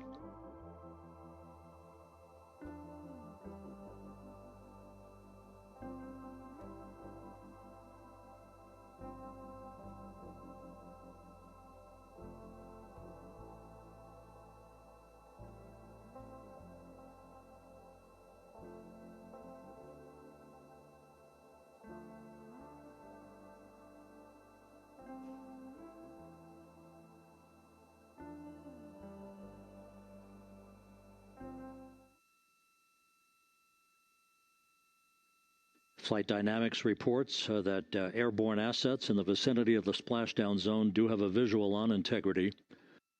Still 2 minutes and 40 seconds left in our blackout period. Time to splashdown, 9 minutes, 35 seconds.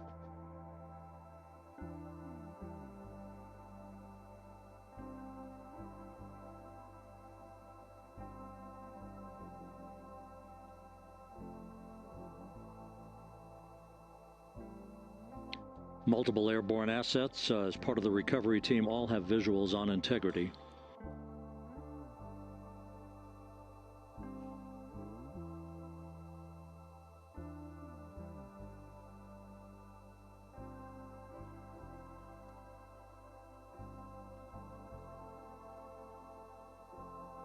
And the WB-57 flying in the splashdown zone also has a visual. And the Navy helos also have visuals.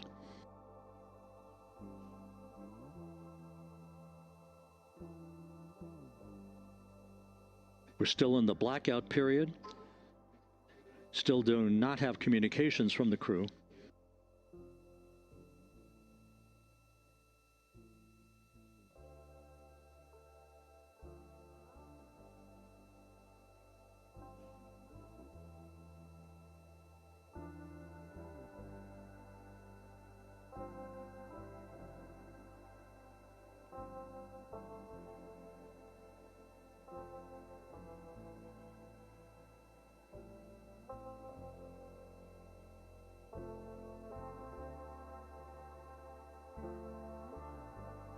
We're standing by for communications from the crew. We should be out of the blackout period less than a minute from now.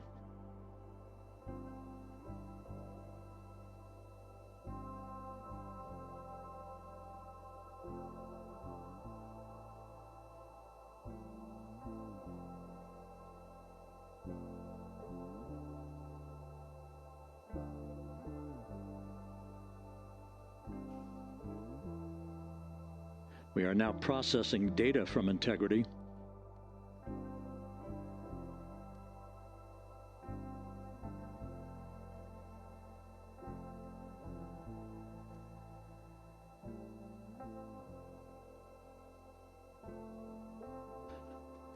Landing and support officer reports the small boats are en route to the splashdown target zone.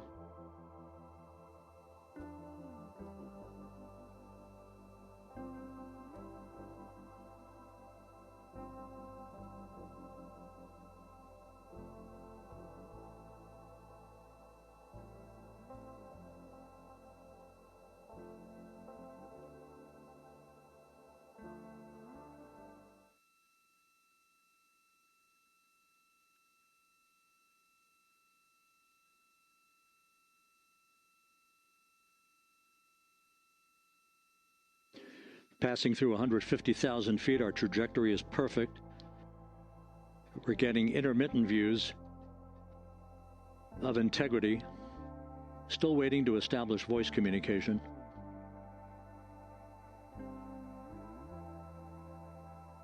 Integrity, Houston, comm check, post-blackout. Houston, Integrity, we have you loud and clear. Your trajectory is nominal, and your recovery teams have visual. Guidance looks good. No action for the enabled internal camera controller fail. Big cheers from the viewing room here in Mission Control as voice communication reestablished with Commander Reed Wiseman For America in a waiting world, Integrity is 5.5 minutes away from coming home.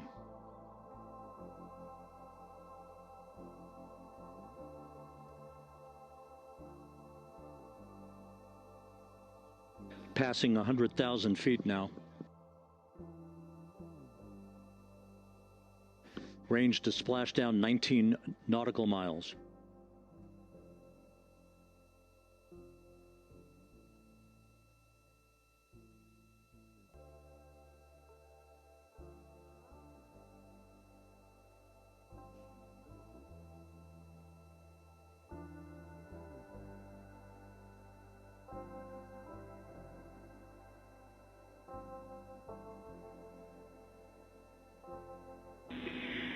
Integrity, impact to the camera controller fail is no cab 1 views of the chutes.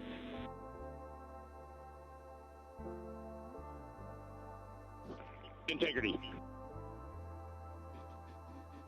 We're processing good data through the GPS system. A good view of Integrity, time to splashdown 4.5 minutes.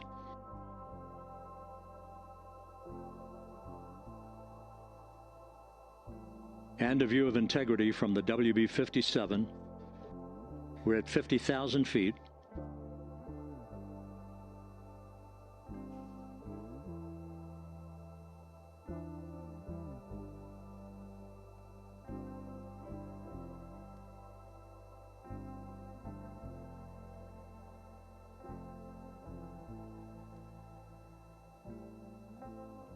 The pyros are armed for forward bay covered jettison.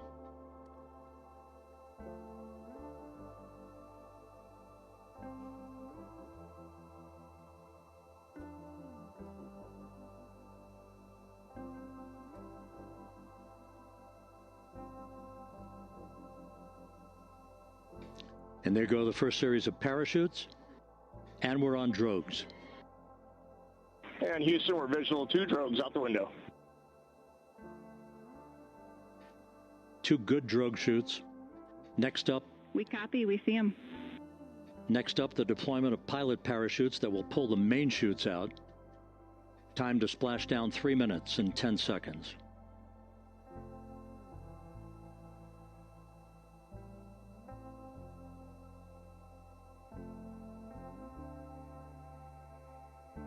Perfect descent rate according to flight dynamics. Good rates on 2 drogues. We see the same on board.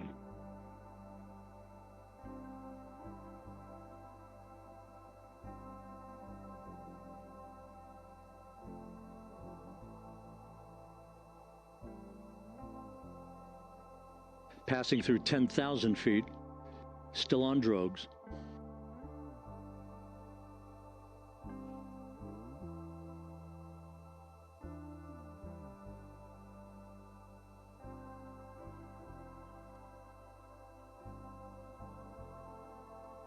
Main chute deploy. We're at 5,000 feet.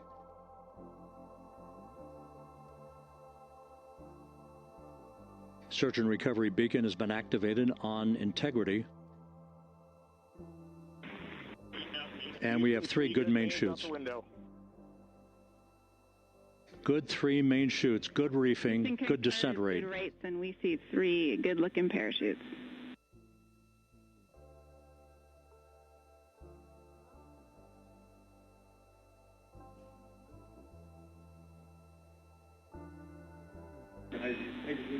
Integrity, cabin pressure indicates no need for hydrazine checks. Integrity copies. This is a perfect descent for Integrity. Its crew sounding hale and hearty on board. Time to splash down 1 minute, 15 seconds.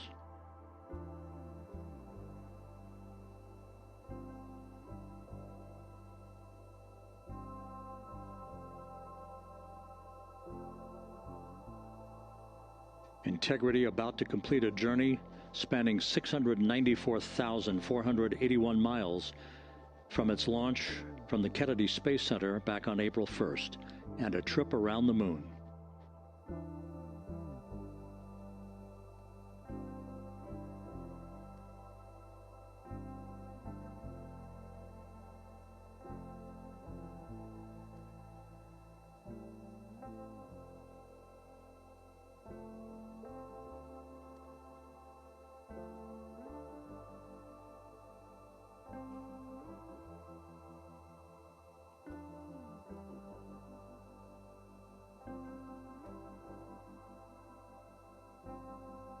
passing through 1,000 feet.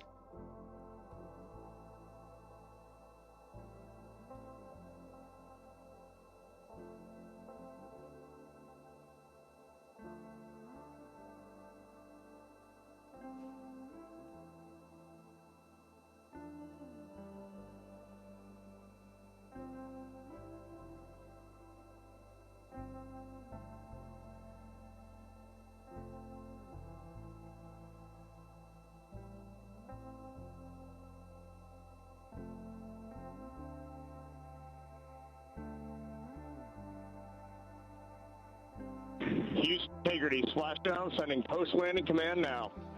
Splashdown confirmed. Copy splashdown, waiting on VLDR. Splashdown confirmed at 7:07 p.m. Central Time, 5:07 p.m. Pacific Time. From the pages of Jules Verne to a modern-day mission to the moon, a new chapter of the exploration of our celestial neighbor is complete. Integrity's astronauts back on Earth.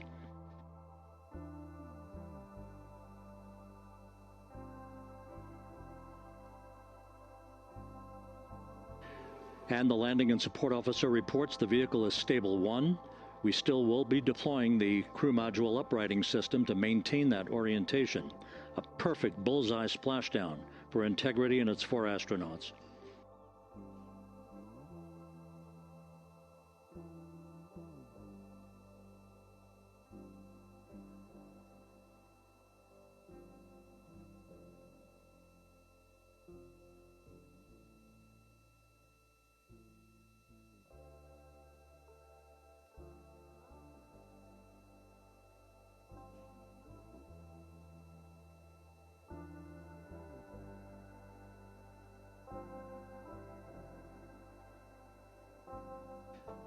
The unofficial splashdown time, 7:07 and 47 seconds p.m. Central Time. We'll get that refined for you. That would put the end of the mission at a mission elapsed time of 9 days, 1 hour, 31 minutes, 35 seconds.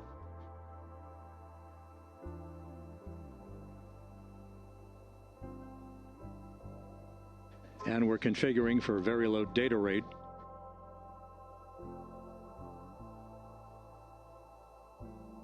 Once again, splashdown occurring in the Pacific, southwest of San Diego at 7:07 and 47 seconds p.m. Integrity Houston, comm check on VLDR.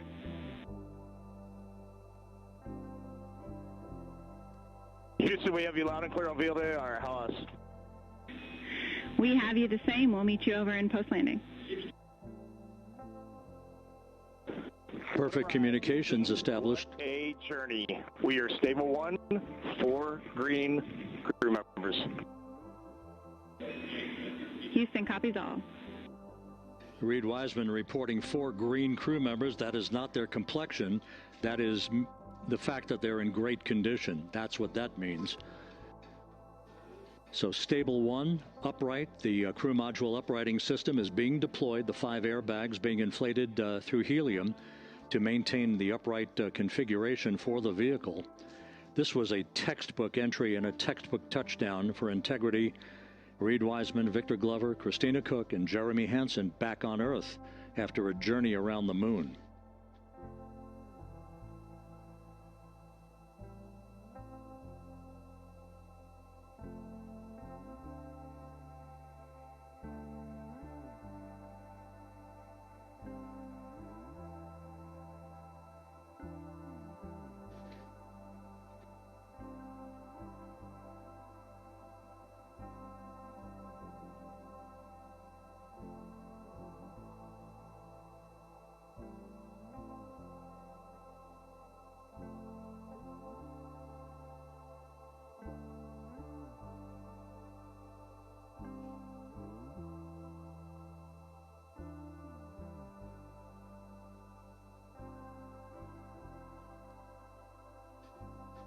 We continue to monitor the functioning of the CMOOS system. The airbags are being inflated to maintain a stable 1 or upright configuration. And there's a good view from one of the naval helicopters hovering overhead. Reed Wiseman reporting 4 green crew members, meaning they're all in excellent shape.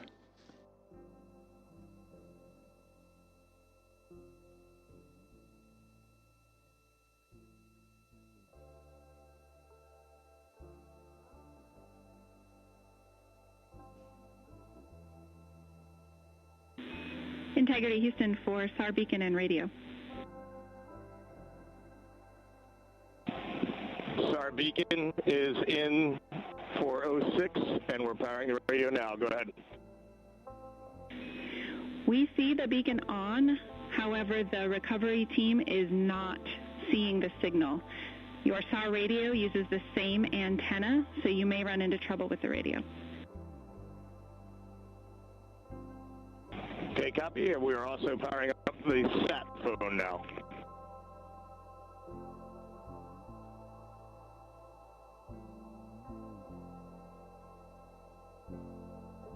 So Integrity is in great shape, and as the crew continues its post-splashdown timelined activities on board, Reed Wiseman once again reporting that all 4 crew members are in excellent shape. And we have 5 inflated airbags to maintain an upright configuration so that the recovery team can now begin a slow approach to the vehicle. Meanwhile, here in the flight control room, Entry Flight Director Rick Henfling is polling his team of flight controllers for the start of powering down the vehicle after a thorough systems check. We have no toxic gases to be concerned about, so the recovery personnel can approach the vehicle, but not until we have powered down the spacecraft. That's expected to take a few more minutes.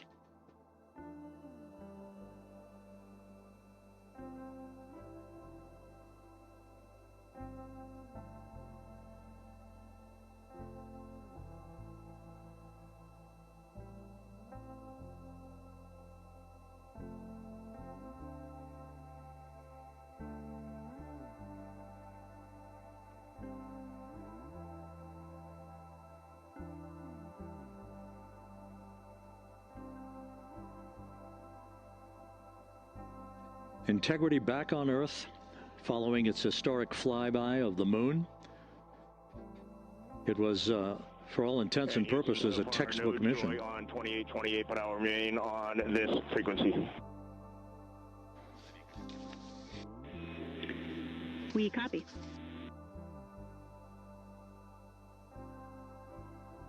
Reed Wiseman indicating some trouble with the SARSAT phone on board. But that's not an issue. What is more important is that the vehicle is solid. No issues as we begin the power down of the vehicle to begin the recovery process.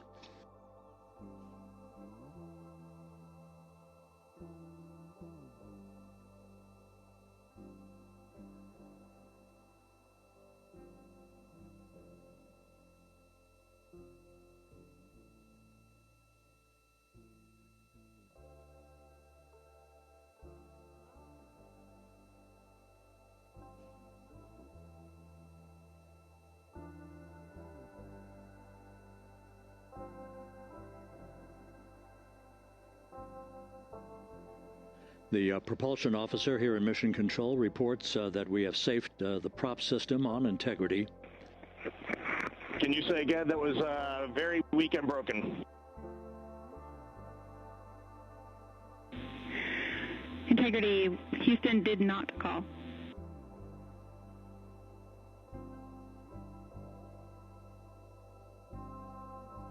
Copy that, Houston. It might have been on the SAR radio. Stand by.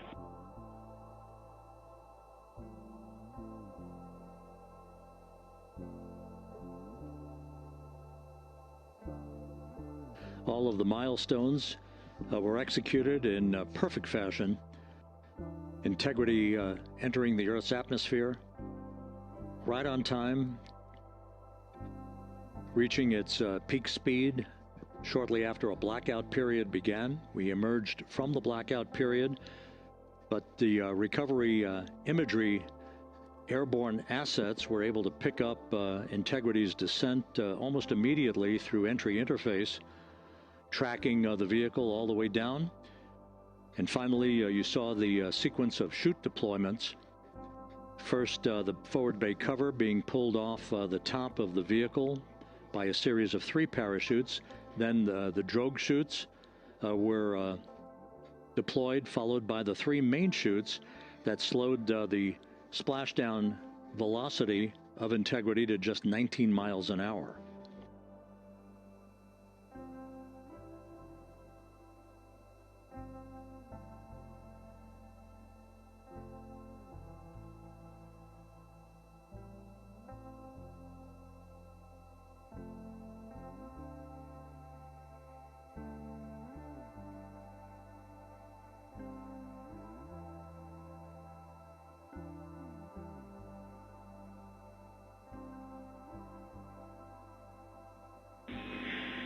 Integrity, Houston, with no joy on SAR and SAT phone, we'd like you to command an additional 15 minutes for a total of 30-minute power down delay.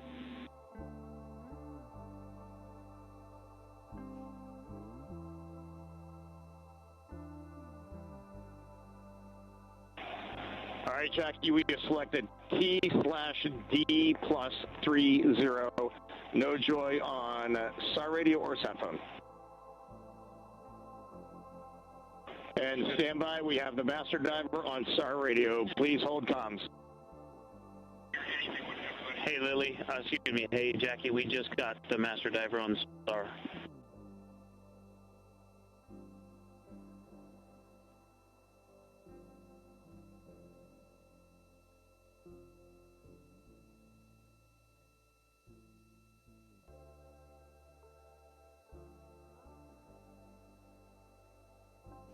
A good view of one of the fast boats. Integrity, Houston, if you are happy with your comm with master diver, you can go back to the 15-minute power down. Okay, stand by. Yeah, we'll confirm here in a second. The crew on board Integrity coordinating with the flight control team in Houston here in Mission Control on the timing of the power down of the vehicle, which will be the precursor to the recovery teams approaching the spacecraft. There are no issues with Integrity. We've had a bit of broken capability in establishing a SARSAT or satellite phone communications capability between the crew on board Integrity and the recovery team. That will get sorted out here shortly. There's plenty of cooling on board Integrity, so there's no rush to begin the power down. To call you on the sat phone and not getting an answer there either. Concur. We haven't had anything come through.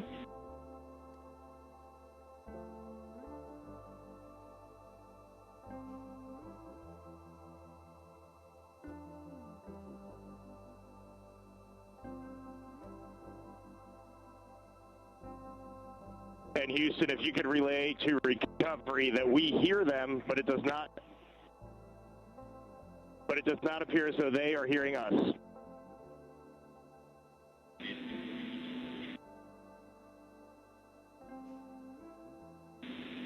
Houston copies, and Reed, just to confirm, you are pushing the PTT on the radio.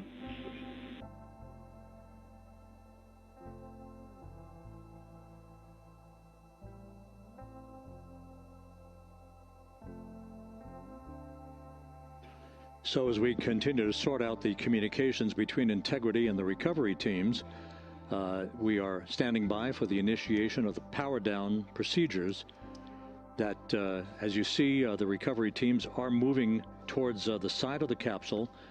The next major event will be the erection of that large inflatable raft called the front porch. That will be the port of call for the crew as they're being extracted one by one from the vehicle.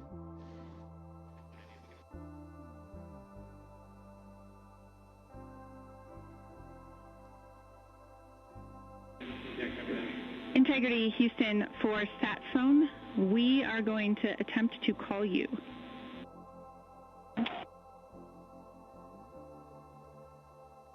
Good idea, standing by. And Jackie, yes, we are pushing the push to talk, the 2 buttons on the left side of the radio below the up-down arrows. We are utilizing them. I'm rebooting the radio to see if we get good comms. Okay, we copy all, and just to confirm, you are seeing that you are touchdown plus 3030 for power, correct? That's affirmative.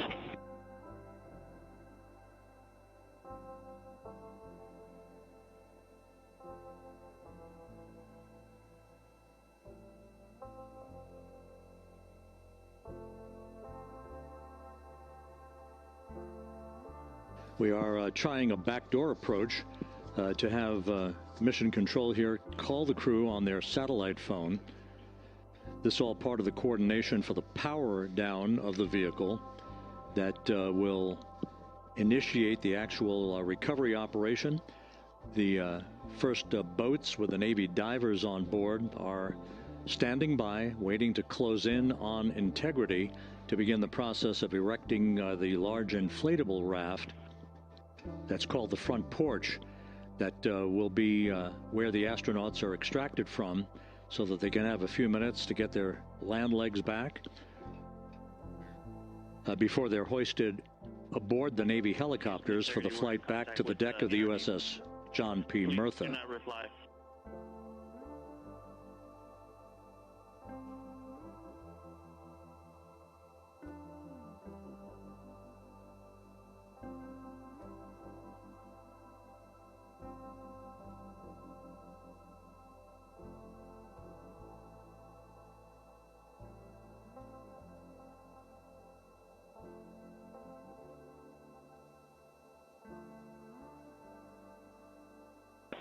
And Houston, please don't reply. NRD, very weak,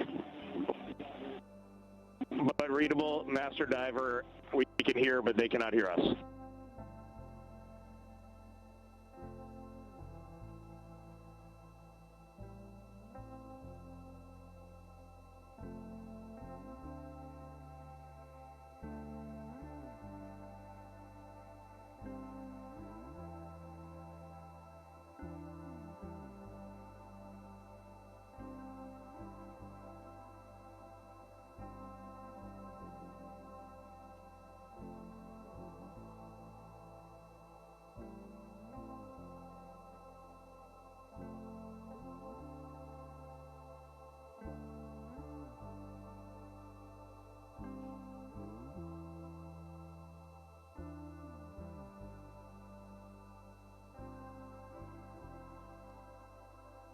And Houston on OE1, is there any chance to tie us into NRD?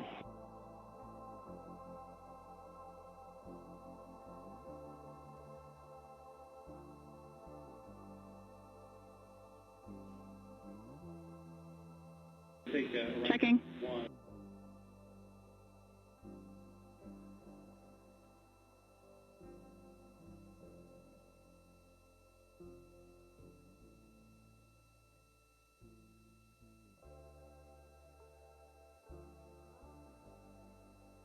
This is Mission Control, Houston.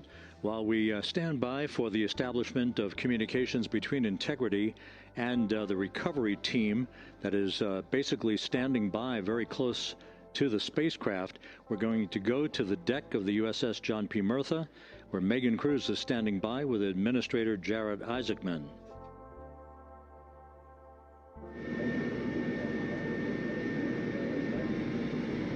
Hey, Rob, yeah, just such an honor to be able to be here on the ship, to be able to share and experience this moment with everyone together. And of course, as you just said, yes, here with NASA Administrator Jared Isaacman. Administrator, how did you feel getting to witness this and seeing NASA at its best? Oh, I mean, I'm honestly, I'm still at a loss for words. I mean, you know, like the childhood Jared right now can't believe what I just saw. I mean, almost been waiting my whole lifetime to see this, and then it's NASA Administrator. I just couldn't be more proud of the entire workforce, the years, the effort, the late nights, all the hard work from across the country that contributed to this incredible moment right now.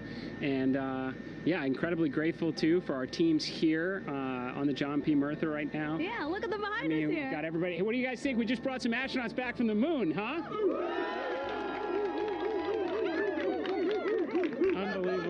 thank you. Yeah, so grateful to the Navy, the sailors that are here, the NASA teams. I mean, this is a joint effort that's on their way right now. These recovery forces are getting out to our Orion spacecraft, to Integrity, to get our astronauts back on the ship safely. Yeah, and this is not just an accomplishment for NASA. This is an accomplishment for humanity. Again, a historic mission to the moon and back. How does this make you feel, and what do you hope people take away from this? Well, I'll tell you, I think about the crew members that we've all had an opportunity to observe over the last 10 days, right? I mean, they're absolutely professional astronauts. I mean, wonderful communicators, almost poets. But then I think these were the ambassadors from humanity to the stars that we sent out there right now. And I can't imagine a better crew than the Artemis II crew that just completed a perfect mission right now. So yes, it's a huge moment for everybody, right? I mean, we are back in the business of sending astronauts to the moon, bringing them back safely, and to set up for a series more. I mean, this is not a once in a lifetime, which you hear sometimes around here. It's like, this was a once in a lifetime. No, it's not.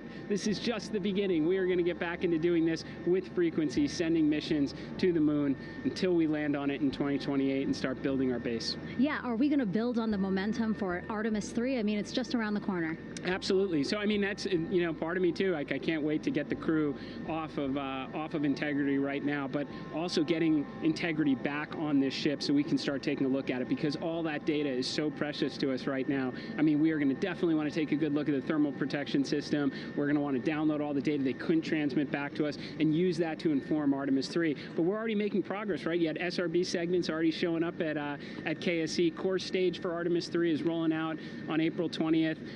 We're getting Mobile Launcher 1 back in vehicle assembly building. So yes, there is a lot to celebrate right now on a mission well accomplished for Artemis 2, and at the same time, we got to start getting ready for 3. Amazing. And last question, for people who joined us for all 10 days to see what we can accomplish together with our international partners, what do you think about the fact that we're going to keep doing this more and more and more? It's incredibly exciting. I mean, yes, it's the contributions, like the best and brightest across the NASA workforce from across the country, our industry partners, our international partners. We had a Canadian Space Agency astronaut on board in Jeremy. We had the European Service Module. And you think, in the days leading up to this launch, I mean, 48 hours prior to launching Artemis 2, I was meeting with the Italian Space Agency. We signed a memorandum of understanding to build a habitation module on the moon. I mean, you have countries, all of our allies and partners coming together saying, we are committed to this effort. We are returning to the moon. We're doing it to stay. We are building that enduring presence. We are going to master the skills on the surface of the moon so someday we can undertake missions to Mars. It's just an incredibly exciting time, and we're not going at it alone. We're bringing everybody along with us. Absolutely. And speaking of everyone, one more time, we're going to ask the crew here, you guys ready to land on the moon? Awesome. I love that. Okay, well, thank you so much, Administrator. Appreciate you being here. We're, of course, going to stay on to watch the crew get extracted from Orion, so stay tuned, and we'll see you back here shortly.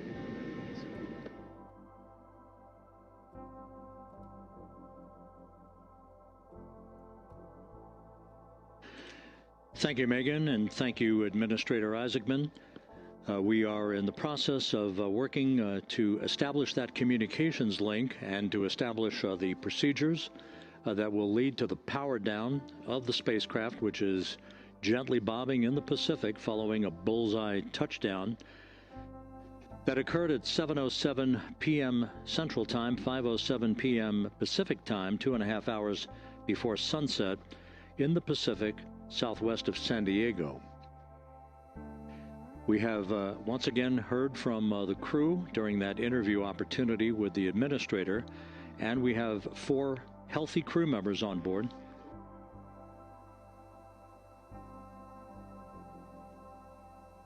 We now have confirmation that the vehicle has been powered down as per the procedures. So we have vehicle powered down, and the flight control team here in Houston, Flight Director Rick Henfling, has handed over mission authority to the Exploration Ground Systems team out in the Pacific. Now, we will physically not get off console with this team until the crew has been extracted into the front porch, that inflatable raft that will be erected along the side hatch of Integrity. So we're standing by for that in the next step in the recovery procedures. But everything is in great shape, and we have 4 healthy crew members on board the vehicle.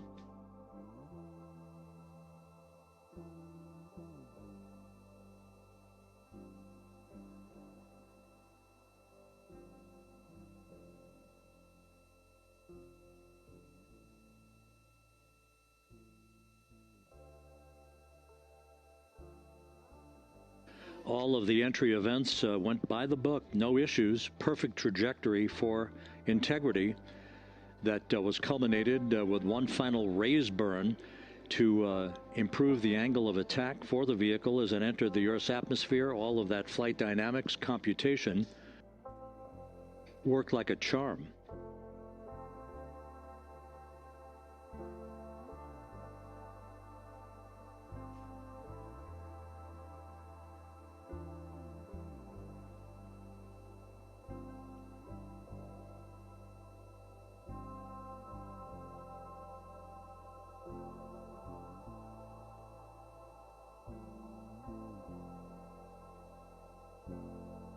So we are standing by for the recovery team to approach integrity and begin the process of erecting that inflatable raft called the front porch, which will see the crew members be extracted from the hatch of Orion into that inflatable raft before they're hoisted aboard two Navy helicopters in a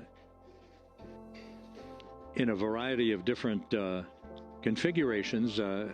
Each crew member will be hoisted in sequential fashion, in alternating fashion, two crew members for each helicopter before they turn around to head back to the John P. Murtha. Once on the deck of the ship, they'll be brought into medical bay for comprehensive medical exams. But Reed Wiseman has reported several times that the crew is in excellent shape.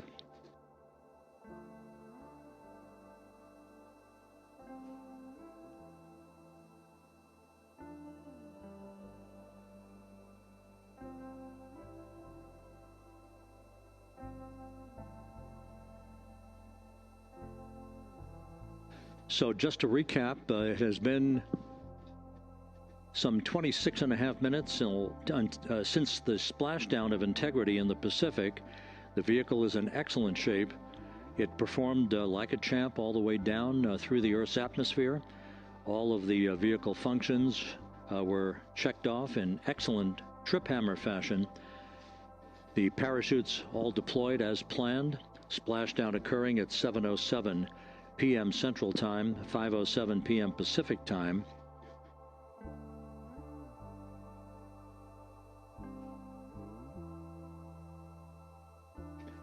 And after a bit of a tussle to try to establish a communications link with the recovery team, we were finally able to run through the procedures for the powering down of the vehicle. We've handed over mission authority to the Exploration Ground Systems folks out in the Pacific, and the recovery team will be approaching the vehicle shortly to erect the inflatable raft called the front porch before opening the hatch to integrity to bring the crew members onto that raft before they're hoisted onto two Navy helicopters, two crew members for each helicopter, before they're flown back to the deck of the USS John P. Murtha.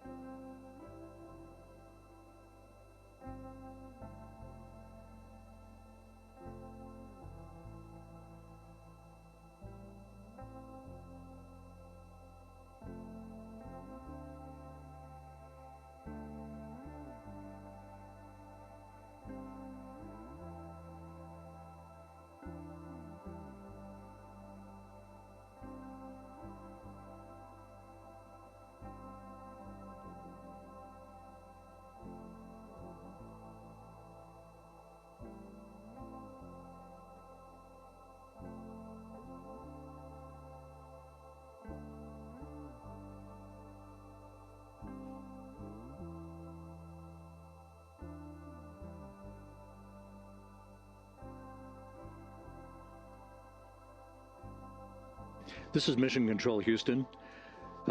After talking to the flight dynamics folks, we have a bit of a refinement on the splashdown time for you. Their computation shows a splashdown time of 7:07 and 27 seconds p.m. Central Time, 7:07 and 27 seconds p.m. Central Time.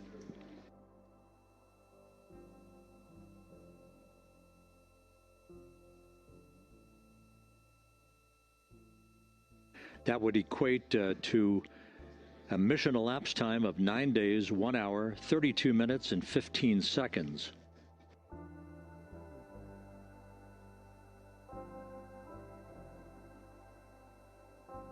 Once again, from Flight Dynamics, a splashdown time of 7:07 and 27 seconds p.m. Central Time.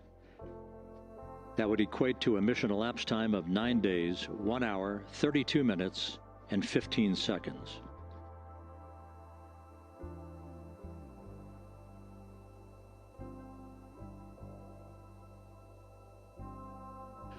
Reports from the Pacific indicate that the recovery team, in communications with the crew aboard Integrity, that the crew remains in excellent shape as they await the approach of the team for a final hazard gas evaluation before they move to the side of the vehicle to erect the inflatable life raft called the front porch.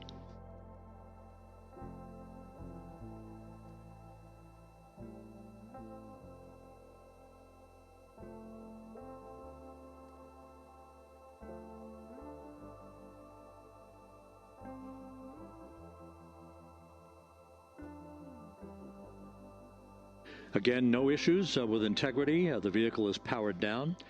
All of its systems are now safed. We have handed over mission authority to the Exploration Ground Systems folks in the Pacific, but we will not stand down and have the entry flight control team depart its positions until that inflatable raft, the front porch, is erected, the hatch open, and the crew having exited the vehicle. So that's the next step in the recovery process that will lead to the hoisting of the crew members. For 2 crew members for each helicopter, they'll be hoisted to a pair of Navy helicopters that will then fly a short distance back to the USS John P. Murtha. What you're looking at is one of the fast boats circling the vehicle to make a hazard assessment.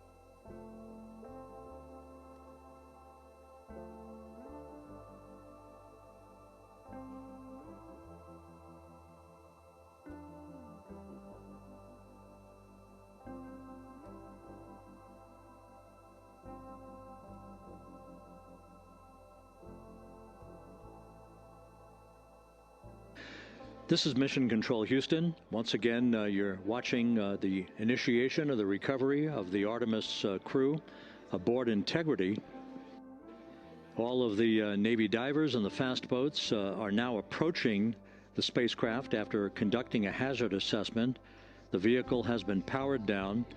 Entry Flight Director Rick Henfling now waiting for the life raft, the front porch, to be erected along the side of the vehicle so that the hatch can be opened and the crew members extracted from Integrity, soon to be hoisted one by one into a pair of Navy helicopters for a short flight back to the deck of the USS John P. Murtha. If you missed it earlier, we talked to Flight Dynamics and received a more official touchdown time or splashdown time, as it were, of 7:07 and 27 seconds p.m. Central Time, 5:07 and 27 seconds p.m. Pacific Time.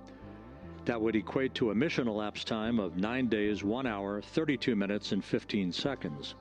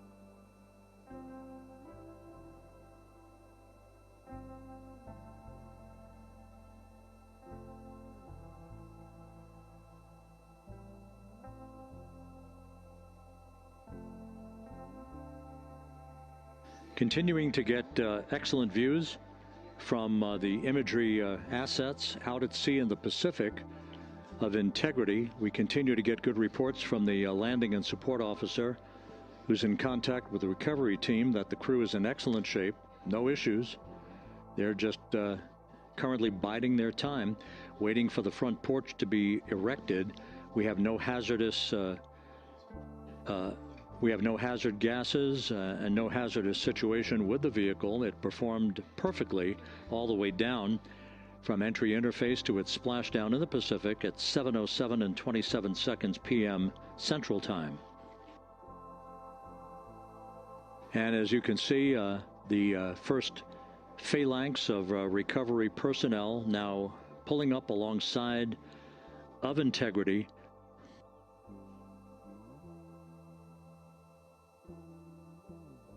This includes Navy divers, a Navy flight surgeon, and other recovery personnel who have trained for several years for this recovery process.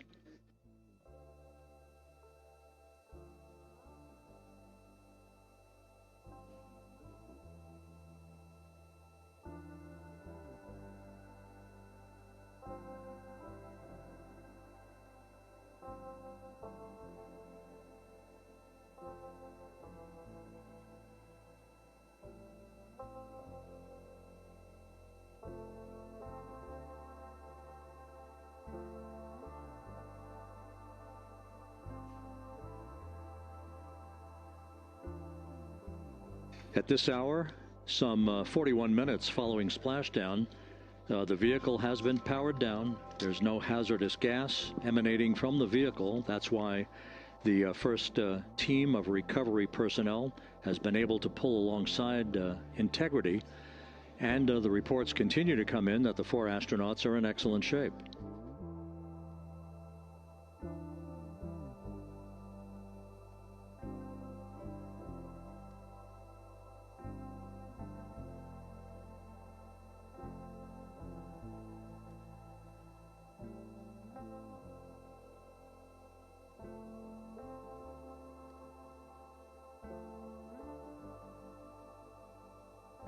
Yes.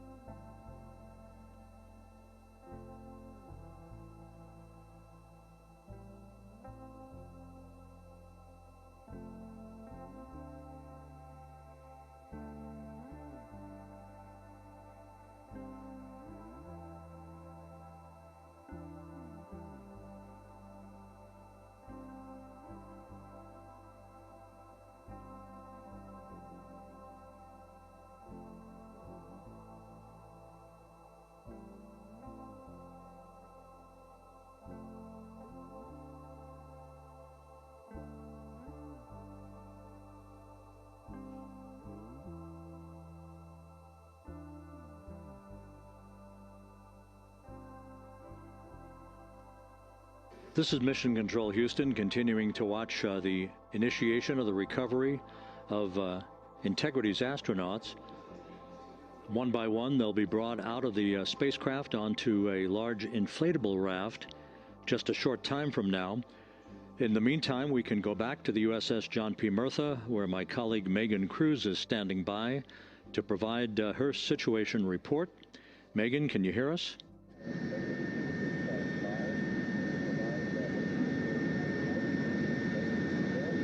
Hey, Rob. Yes, I can hear you. Thank you. Yeah, we're back here on the bow of the recovery ship where there are still plenty of people peering out into the water. We are not very far from the action everyone is seeing on their screen now. The Orion spacecraft, Integrity, in the ocean, surrounded by a number of recovery boats.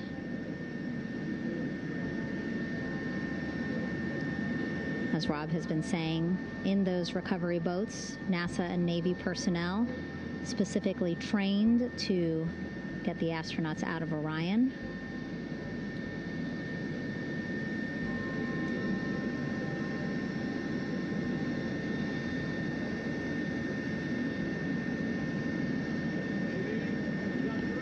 In some of our wide shots, you can probably see that there are 6 boats out in the water. More than 40 people out in the water right now on those boats.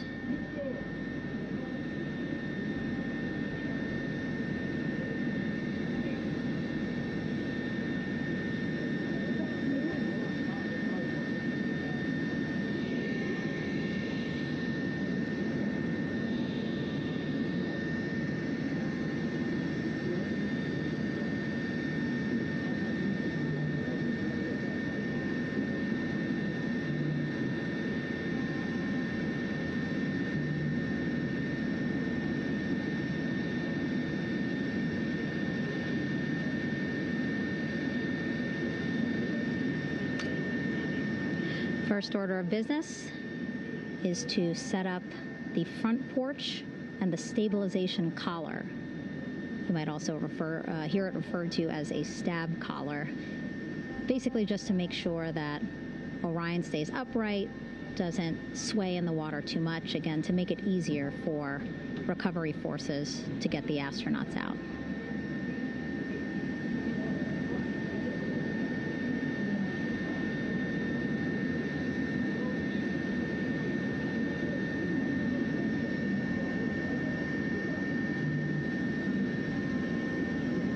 Again, we splashed down to the Pacific Ocean just after 5 p.m. Pacific time here. It's a requirement by NASA to be able to get the crew out of Orion within 2 hours of splashdown. So doing great on time so far. Plenty of time. No rush either. I was speaking to NASA flight surgeon Rick Schuring earlier in this broadcast, and he said to me, no rush to get the crew out. Just want to make sure that they're feeling good. And whenever they're ready to take their step out of Orion and onto that large raft, the front porch, folks will be ready.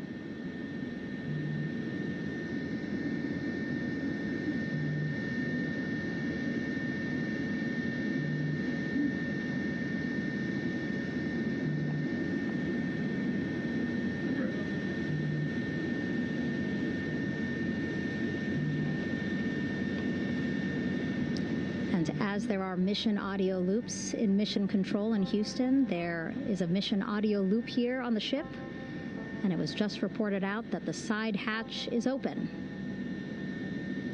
Side hatch of integrity is open. You're getting these beautiful shots from our aerial assets. The ship itself, where I'm on, just 3,000 yards away.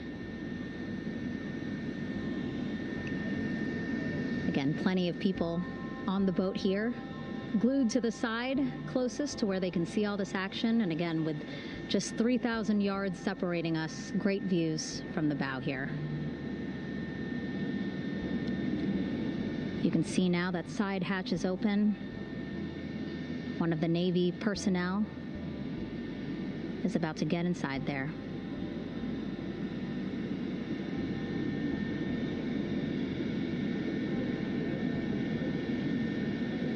In they go. In total, 4 will go into Orion. So it'll be a little bit of a tight squeeze, but the goal is to have a recovery personnel with each astronaut assessing them.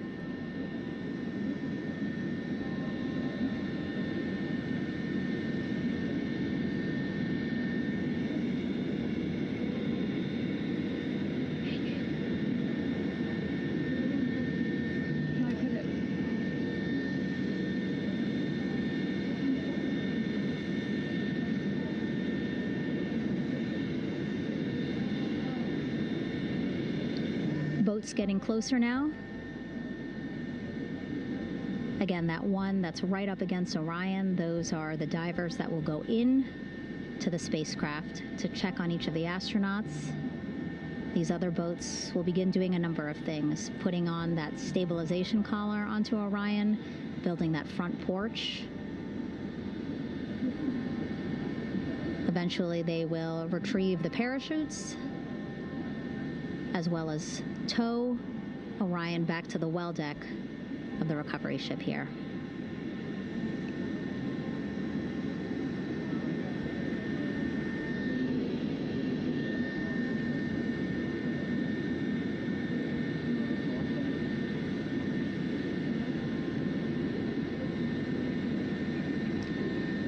And so as we wait for the Navy and NASA personnel to get their assessment of the crew inside of Orion, why don't we toss it back to Rob for an update?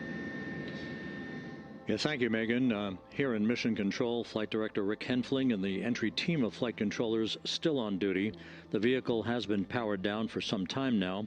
There are no hazardous gases emanating from integrity. That, of course, allowed the recovery personnel to approach the vehicle and then open the hatch to begin the initial medical assessment of the crew, as you just indicated.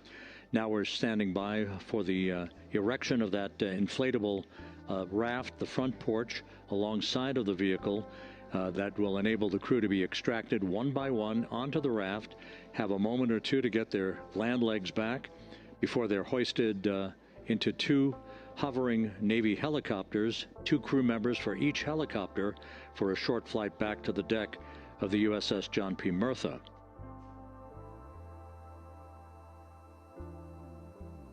All of Integrity's systems operated flawlessly throughout the course of the approach to the Earth, the entry into the Earth's atmosphere, and all of the key milestones that followed in this high-speed return to Earth for Integrity, a mission that spanned more than 694,000 miles from the vehicle's launch from the Kennedy Space Center atop the Space Launch System back on April 1st.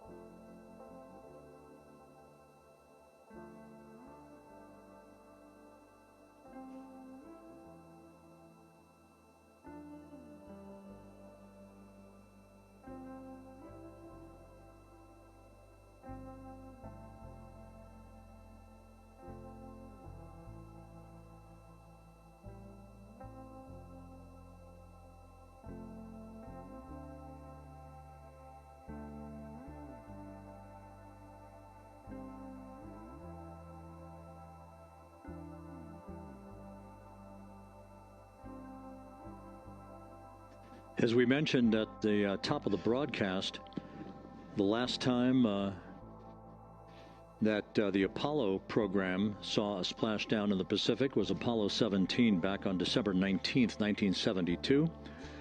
So for the first time in some 53 and a half years, we have reenacted that with the arrival of Integrity's astronauts as they flew around the moon in that historic lunar flyby that began with a trans-lunar injection burn that took them out of Earth orbit following 24 hours of a high Earth orbit trajectory.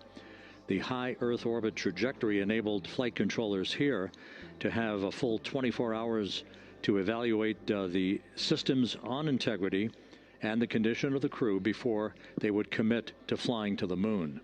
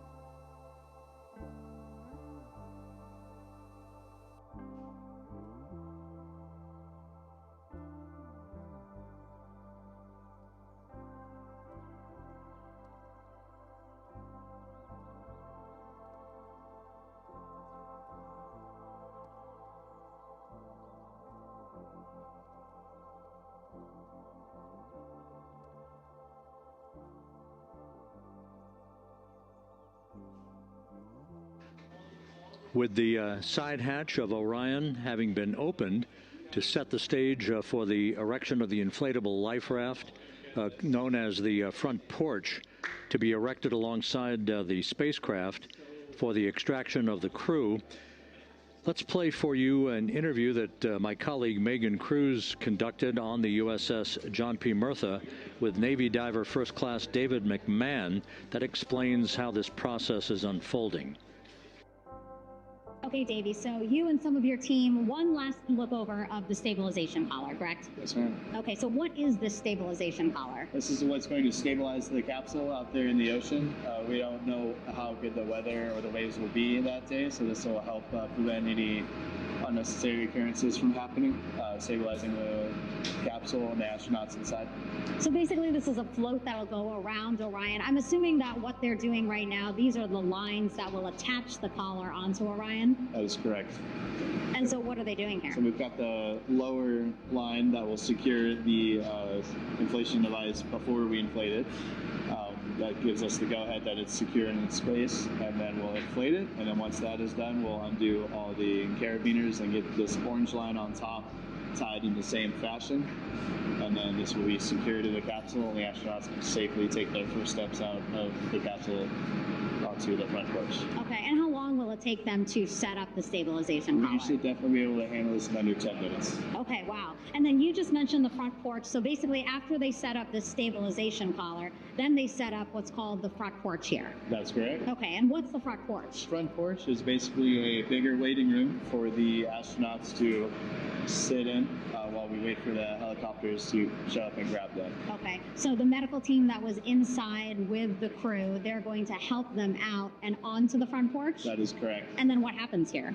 We have hired trained medical personnel also on board the front porch that will give them lookovers and just make sure they're okay while we wait for the helicopters to show up.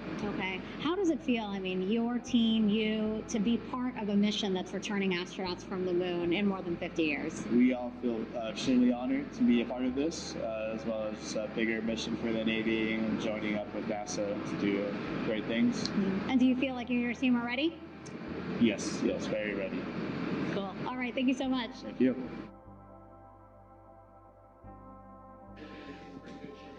Once again, the recovery operations are continuing out in the Pacific. We shortly should see that life raft, the front porch, erected alongside the side hatch of the vehicle.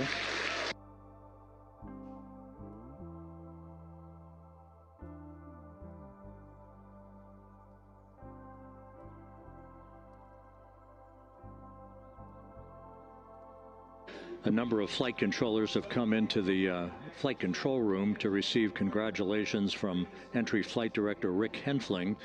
But we're going to stick with our operations out in the Pacific as we await the extraction of the 4 crew members who are reported to be in excellent condition.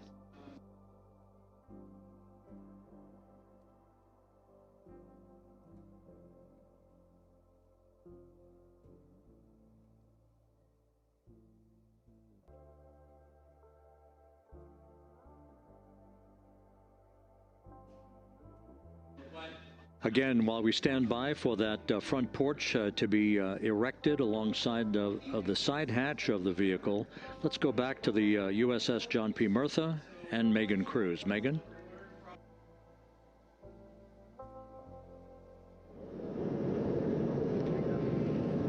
Hey, Rob. Pausing now to listen to some internal audio loops. Again, the operations team here on the ship communicating with everyone out on the water. It seems like currents are hindering them a little bit from unfurling and inflating the stabilization collar as well as the front porch. But again, the requirement to get the crew out within 2 hours of splashdown, plenty of time. So no concerns just yet. But as calm as the water looks, yeah, it looks like it's hindering the teams just a tad.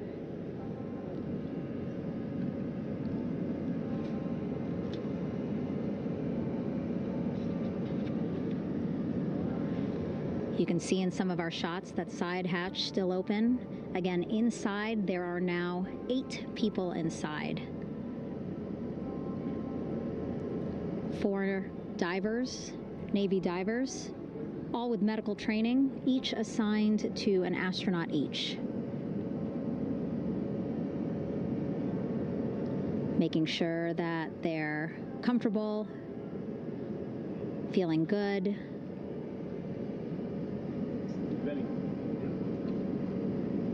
As you've heard us say in the broadcast, you know, they expect a little bit of discomfort. Again, these astronauts just traveled back to Earth at 25,000 miles an hour, a nearly 695,000 mile journey around the moon.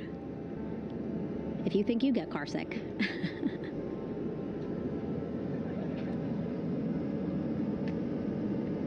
Again, 6 boats out there, lots of gear with them, just in case, right? As we said, the crew reported feeling great, but again, all those folks out there in case they weren't, right? NASA is all about making sure we think about every situation that can happen, and so of course wanted to be ready in case any of our astronauts needed more medical attention while out there in the water.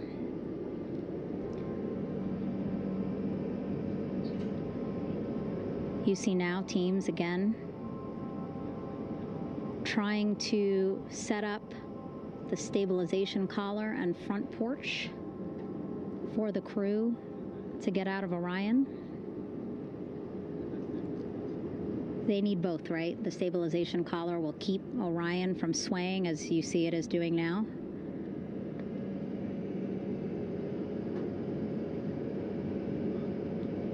And then they will connect the front porch to the stabilization collar so that the crew can take 2 steps and they will be in the front porch.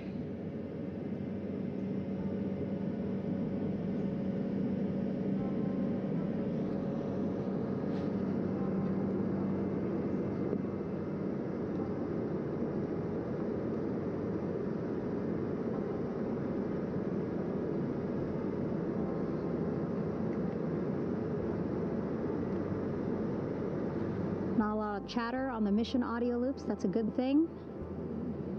Again, things proceeding pretty nominally, even if they're fighting some currents out there on the Pacific Ocean.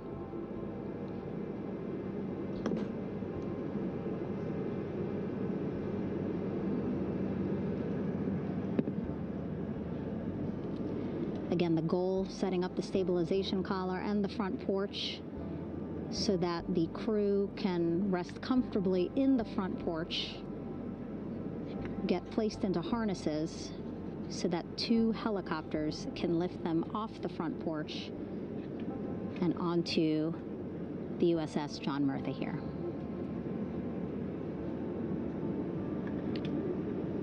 The helicopters are going to take turns picking up an astronaut. So again, Helo 1 and Helo 2.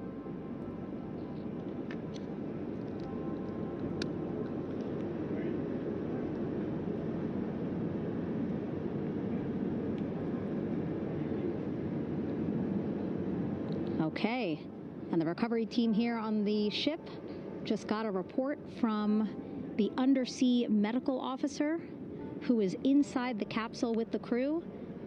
He is reporting all 4 members are green. All of our 4 astronauts, Reed, Victor, Christina, Jeremy, green, meaning they are feeling great, not the complexion of their skin. They are feeling great, happy to be home, and ready to be extracted as soon as possible.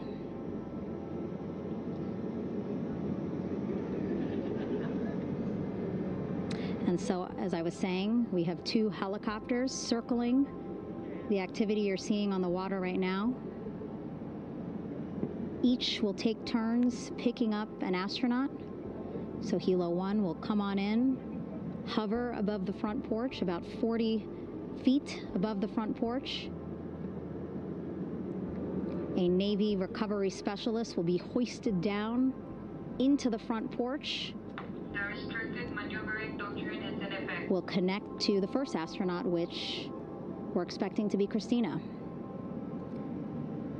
And then Helo 2 comes around, picks up Jeremy, while Helo 1 stays above head, and then Helo 1 will come back in for another astronaut, and then Helo 2 for the last astronaut, and then back to the flight deck here on the recovery ship.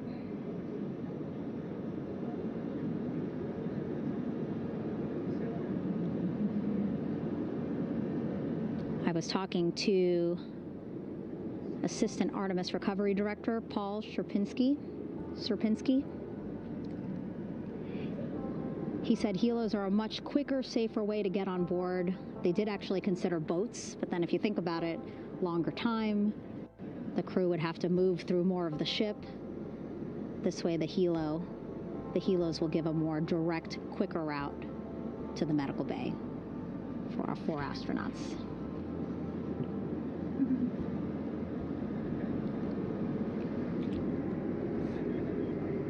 Beautiful shots from our aerial and imagery teams.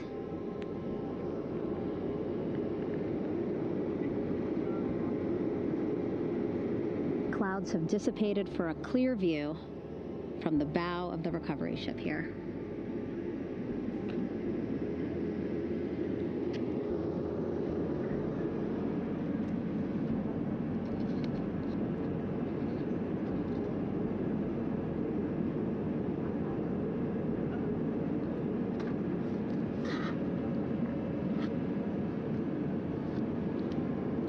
You can still see divers in the water there.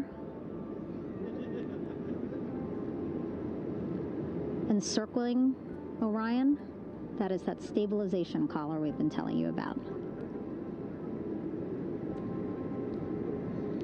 As you saw in that interview just a few minutes ago, they have to first connect it to Orion, and then once it's secured onto Orion, they can inflate it, and then they'll further secure it with other harnesses and lines.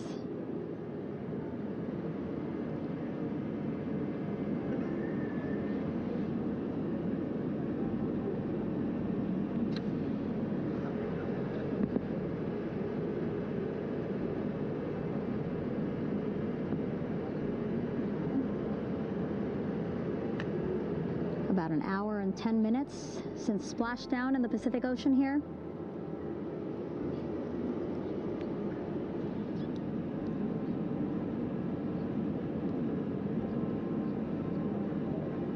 Reed, Victor, Christina, and Jeremy back home after a history-making mission to the moon and back.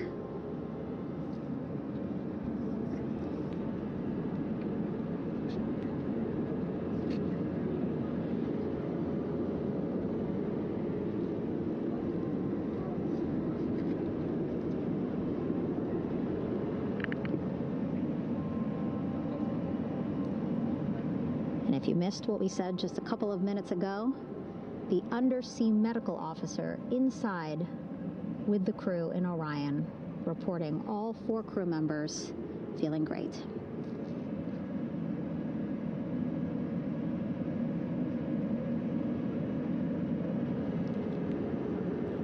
Progress being made there on the stabilization collar. It looks like they are beginning to inflate it.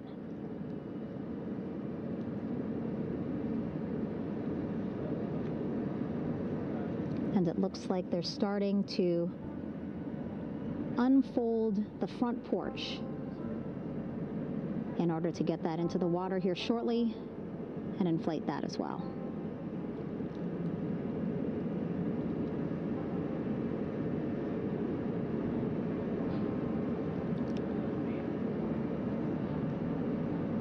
Again, more than 40 people out in the water right now. And those Navy and NASA personnel have been in the water for now about 4 hours.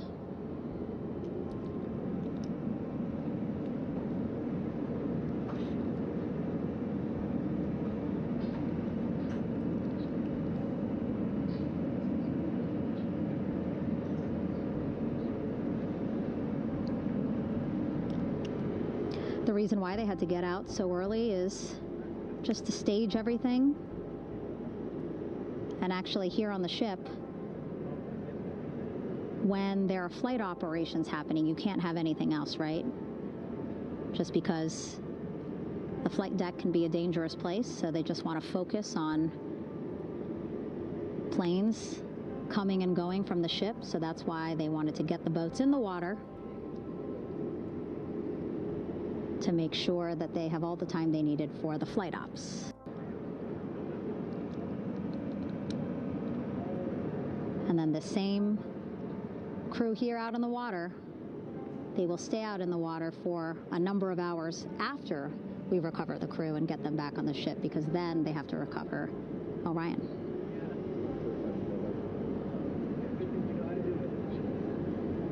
All right, that stabilization collar looking good around Orion. We're now seeing some recovery personnel getting on to that collar. Again, they need to further attach it to Orion to make sure that it can really prop up the spacecraft. It's basically lifting it up off of the water just a tad. Again, so it's not so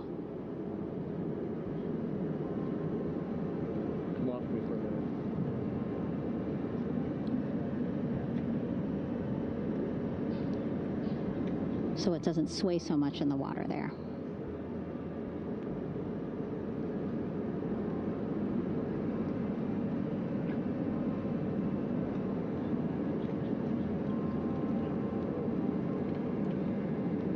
And now that front porch looks like it's nearly fully inflated as well. You can see a much larger surface area.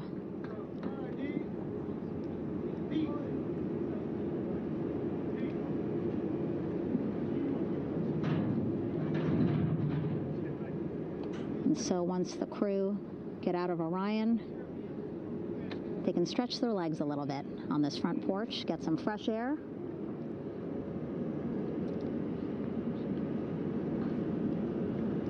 And enjoy this beautiful day here on their home planet.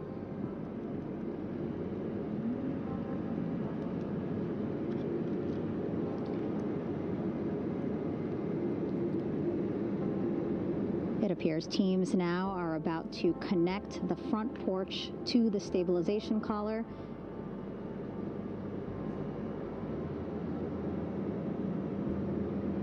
And at that point, when both are secure, we should soon see astronauts come out of Orion.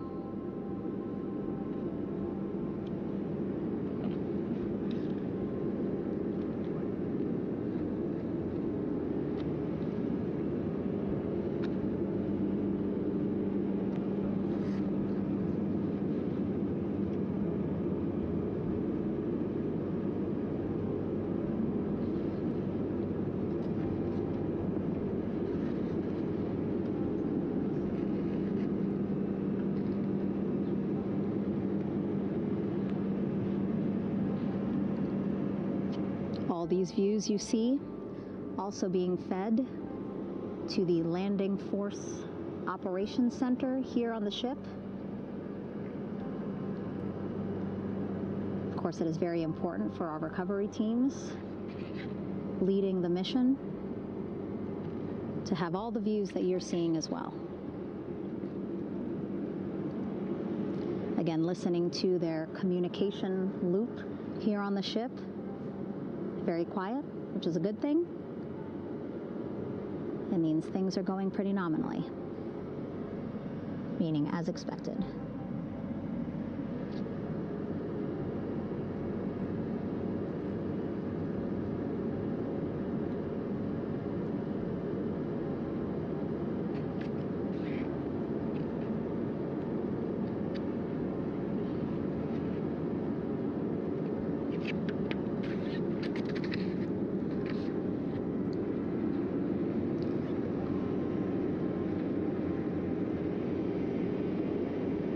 Again, all this activity happening just 3,000 yards away from the ship. So that means this will be a very quick flight back on the helicopters for the crew.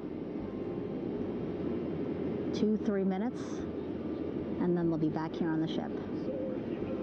I know.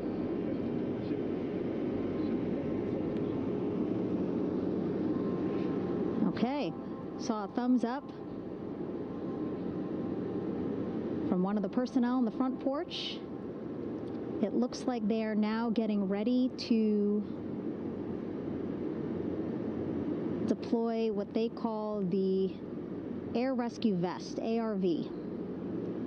And so this is the harness that each crew member will get into in order to be hoisted into the helicopters. Again, those helicopters hovering just about 40 feet above the front porch when they're ready to pick up each crew member.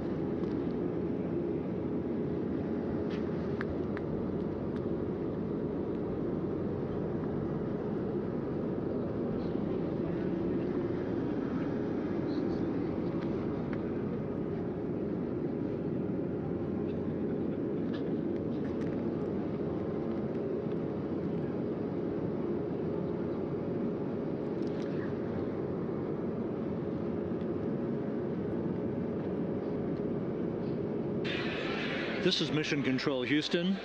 Behind me, a fairly raucous scene as hundreds of flight controllers have poured into the flight control room here. This is reminiscent of the scene after the final shuttle mission of STS-135, although that was the end of a program. This is only the beginning of a program with the textbook splashdown of Integrity and its 4 astronauts. We're standing by for the crew to be extracted from the spacecraft. Entry Flight Director Rick Henfling invited all of these flight controllers who have contributed to this mission to enter the flight control room to have an opportunity to receive well wishes and to share the mutual glow that exists in the wake of a textbook mission for Integrity. On the front screen here in Mission Control, a sign that says "Welcome Home, Integrity," taking humanity back to the moon, going further, and returning safely to Earth. So all of that jubilation, part of the post-splashdown activities, even as we await the crew being extracted from the vehicle to be hoisted onto Navy helicopters for the trip back to the USS John P. Murtha.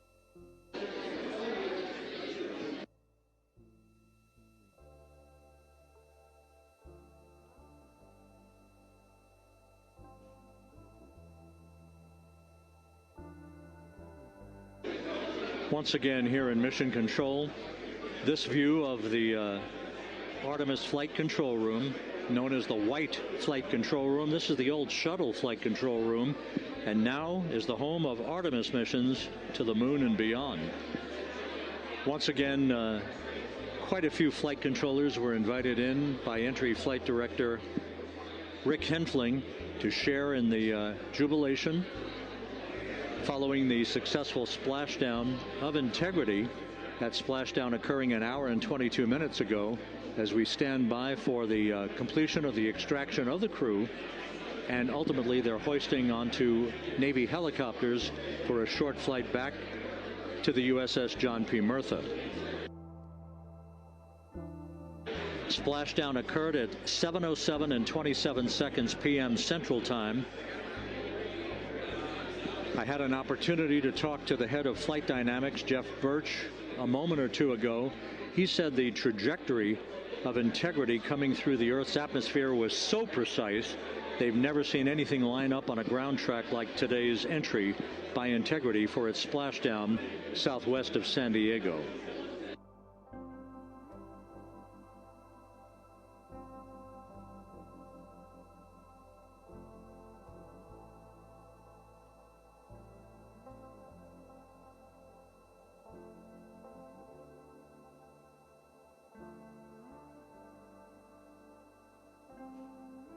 And the initial, you can hear it.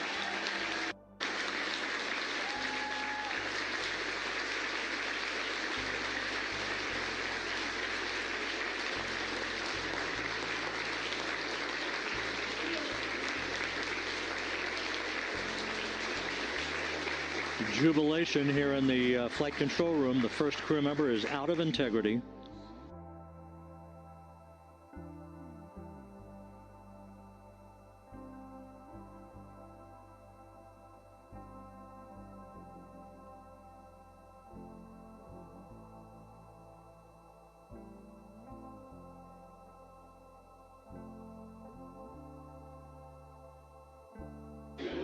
We are expecting the other crew members momentarily to be extracted.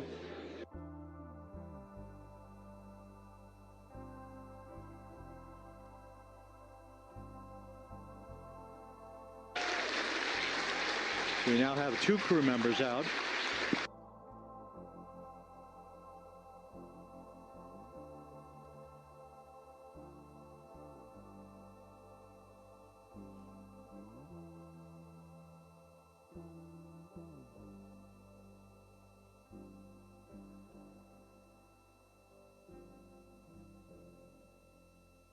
Two crew members out, 2 to go.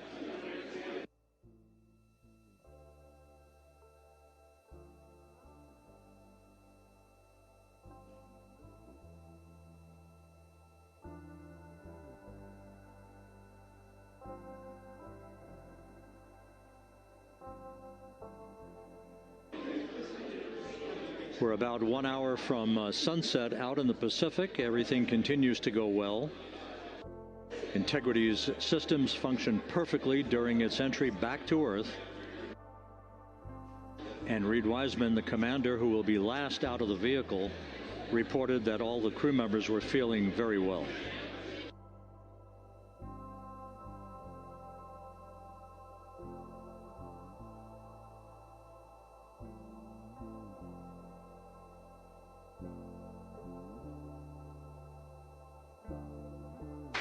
Crew member number 3 now out.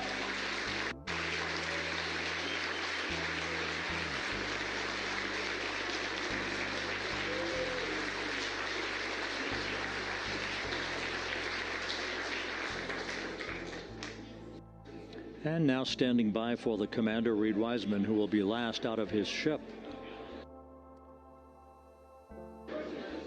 Bobbing in the Pacific under almost ideal conditions, Integrity spanned 694,000 miles during its journey from launch to splashdown.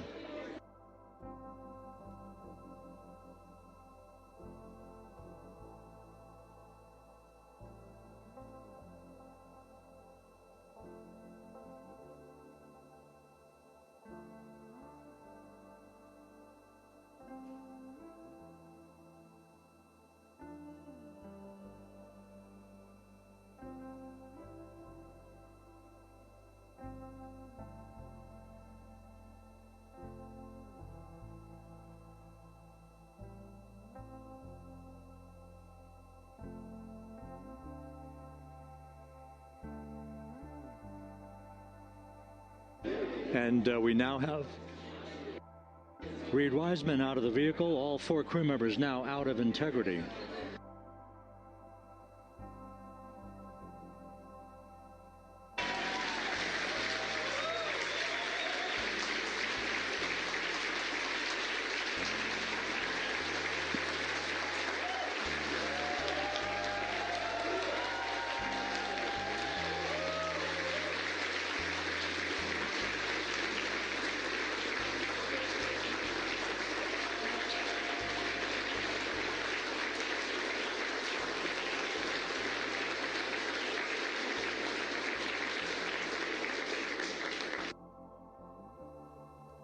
Once again, all 4 crew members now on the front porch, and the procedure to begin hoisting them up to these 2 Navy helicopters hovering overhead will begin shortly.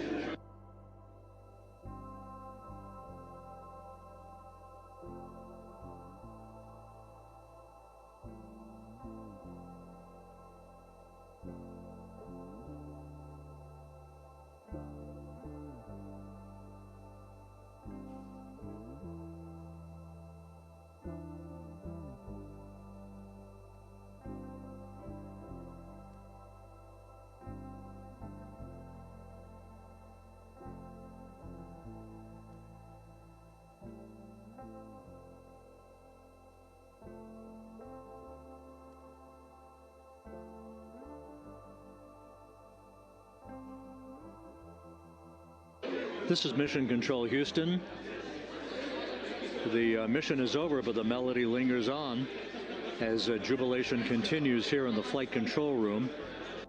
We should be expecting NASA's Associate Administrator, Amit Kshatriya, to be joining us shortly for a short interview while the recovery operations continue out in the Pacific. So we'll stand by for that. And then we'll turn it back over to Megan Cruz aboard the USS John P. Murtha.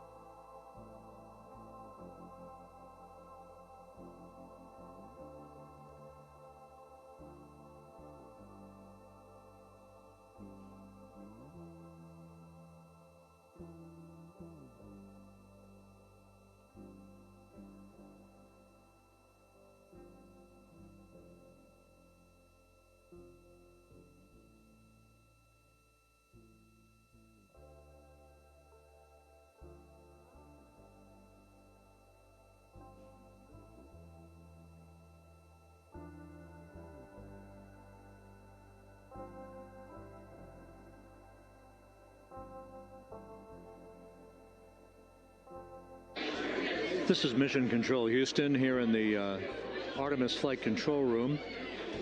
A number of flight controllers basking in the glory of the successful end of this mission that carried 4 astronauts around the moon on a lunar flyby, and the first test flight of Orion with crew members on board.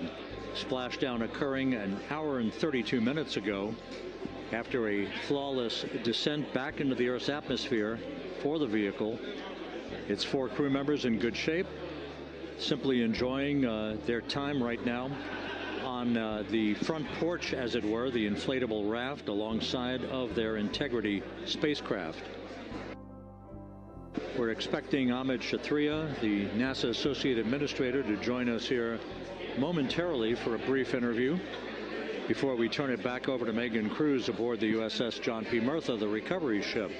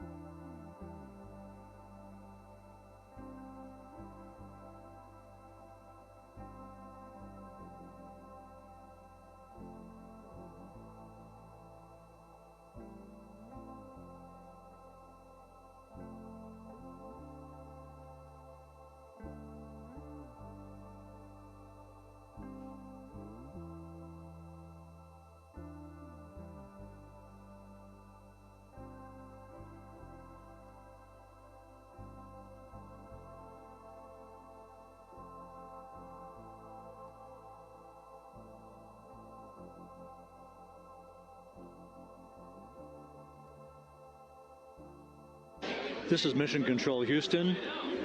We're about an hour and 34 minutes since the textbook splashdown of integrity in the Pacific to bring home our astronauts. And with us now is Amit Kshatriya, the NASA Associate Administrator. Amit, a little bit of history made tonight, a little bit of history made over the past few weeks. Your thoughts as this team here basks in the glow of what they just accomplished?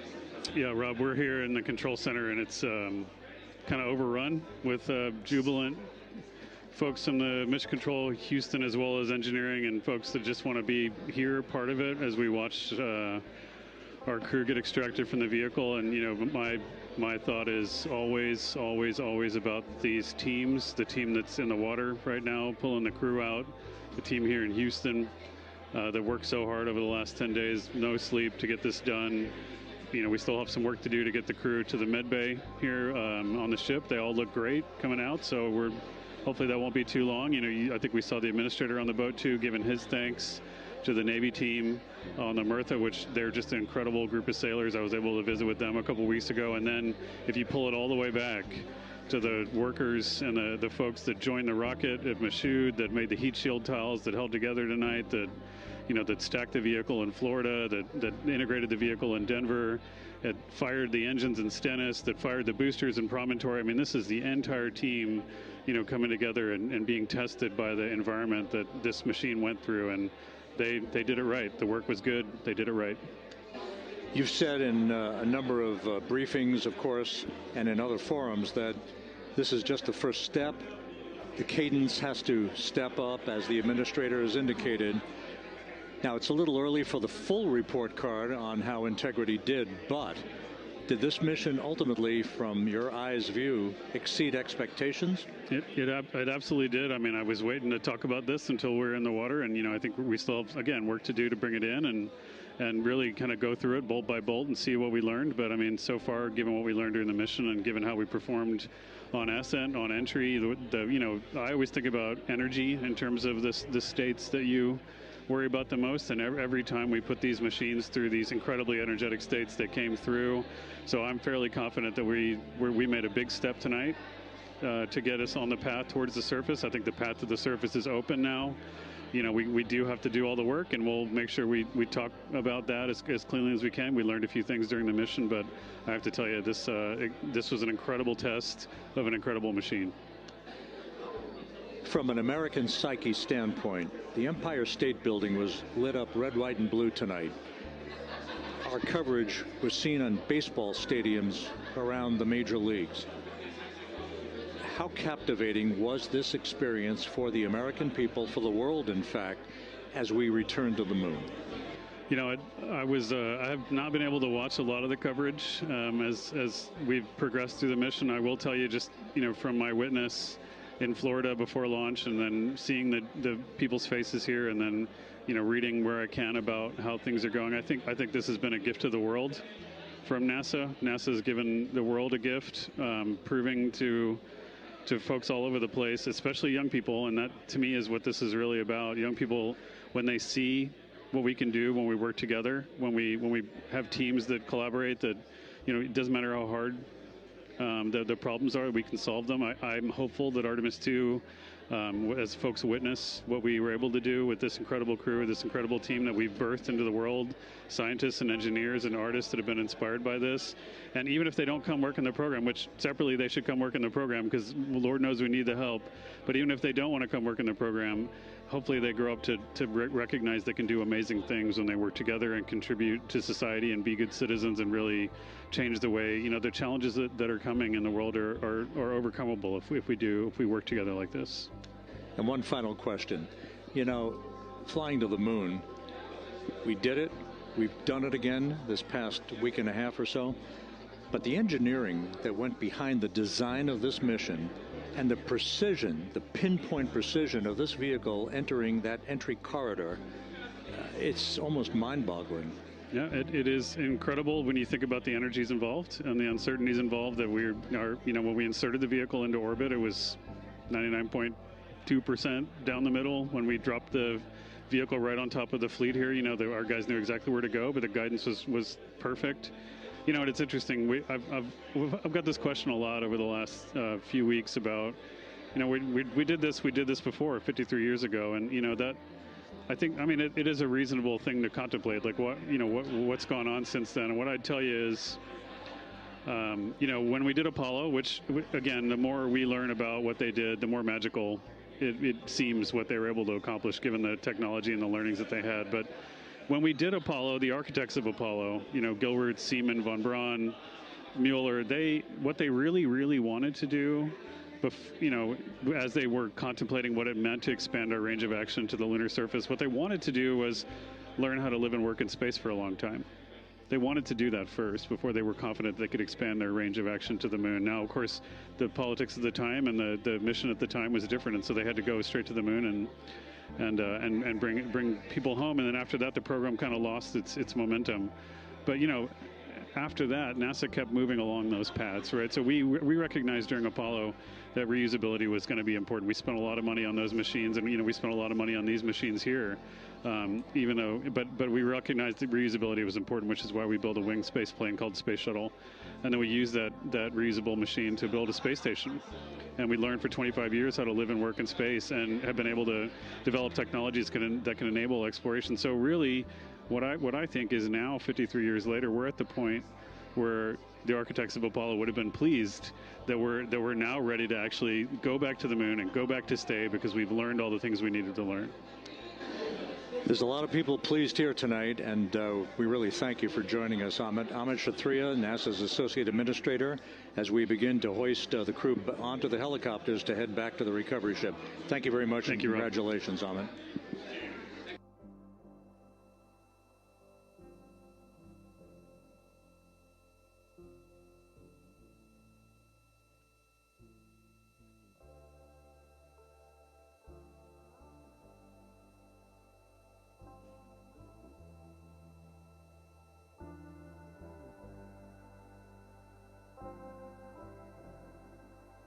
This is Mission Control Houston, with the crew members now beginning to be hoisted aboard the Navy helicopters.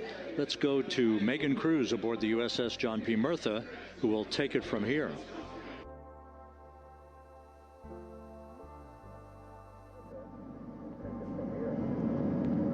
Hey, Rob, yeah, back on the bow of the ship here, we are seeing the helicopters circling Orion, the first one there, having just completed picking up the first astronaut. Kilo 2 now, hovering just 40 feet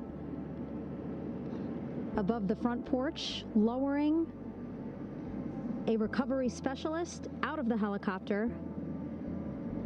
That person will touch down in the front porch just there.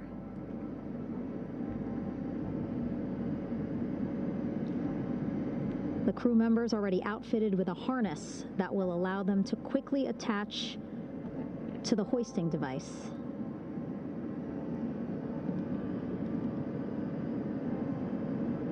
Look at the power of those blades throwing water out at the center there, the front porch, with now 3 astronauts and the recovery specialists. Again, crews already outfitted with a harness vest. And here we go. Second astronaut now off the front porch, getting hoisted into the second helicopter.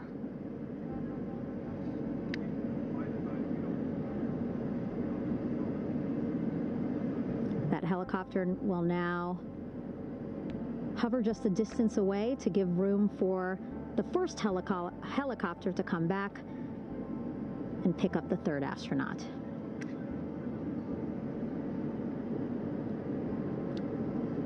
As we wait for that helicopter to come back, make its way back around, just want to mention that the President of the United States called our NASA administrator today while he was on the ship, just minutes after we interviewed him live on our coverage, and congratulated him and NASA on this history-making moment tonight.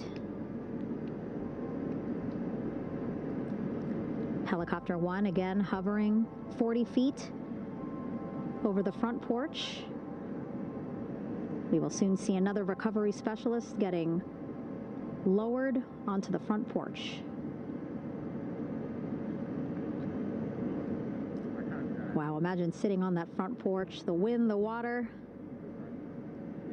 But again, the recovery team determined that a helicopter flight back to the ship here would be safer, faster, and more comfortable for our crew who just completed a 10-day mission around the moon.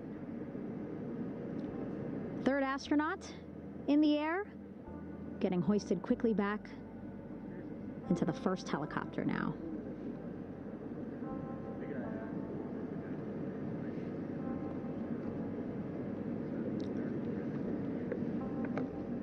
That first helicopter now on its way back to the ship here. We will soon see it land in just a few minutes. Again, all this action happening just 3,000 yards away from us, so a very quick flight back to the flight deck. And now the only person left on the front porch, Commander Reed Wiseman. That second helicopter now making its way back over to the front porch. Here it comes.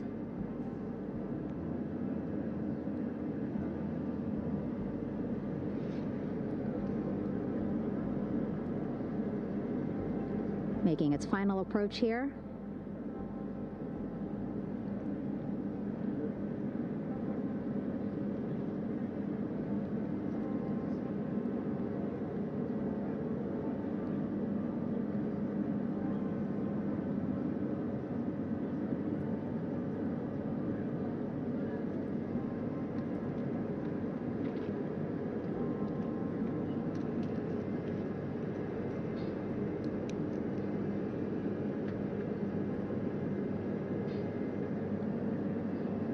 The last astronaut, Commander Reed Wiseman, now off the front porch and almost into the second helicopter.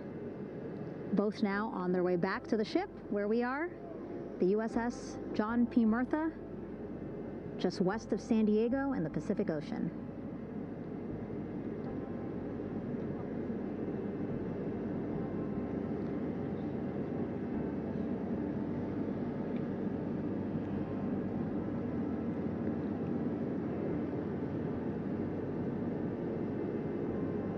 Exciting to see our 4 crew members minutes away from landing on the flight deck here on the recovery ship. 550 people on this ship, excited, ready, anxious, looking forward to welcoming this crew aboard.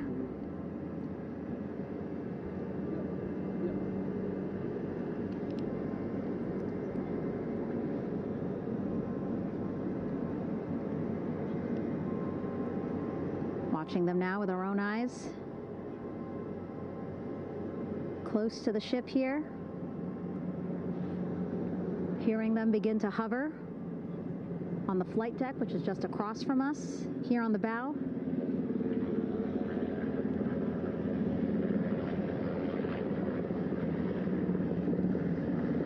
The first helicopter coming in.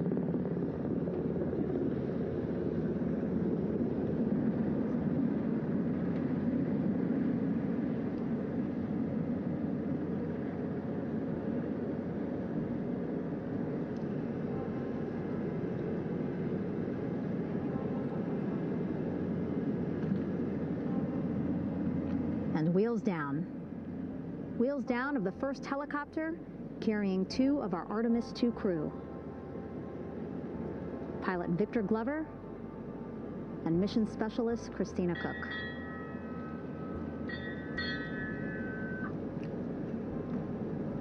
Kilo 1 on deck reported on the recovery loop. Again, the mission audio loops that the recovery team are using here to communicate with one another. And an announcement just made on the ship, integrity incoming.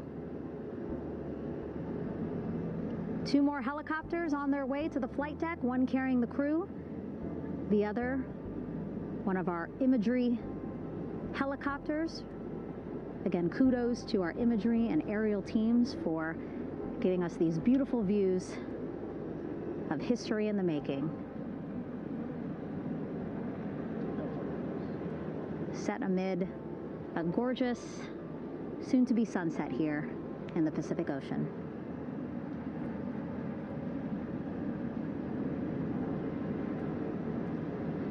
Second helicopter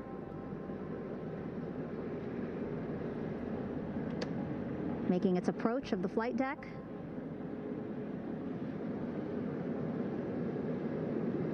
Plenty of people here on the bow with their cell phones out, filming this moment.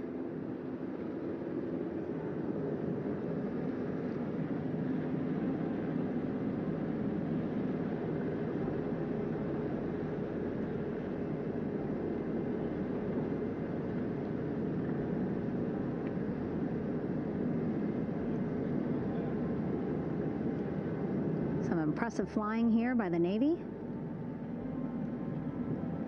as we are seconds away from wheels down.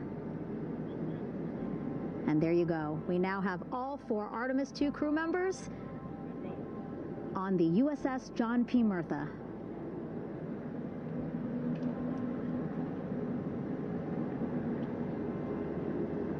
I'm sure they're happy to be out of the water and on this recovery ship with, again, 550 people on board, ready to welcome them home. But first, as we've been saying throughout the broadcast, just making sure the crew feel good. We reported that they were feeling good when they were in Orion, but those were just initial, quick, verbal assessments of how they're feeling. Their destination tonight, the medical bay here on the ship, right after we power down the helicopters here.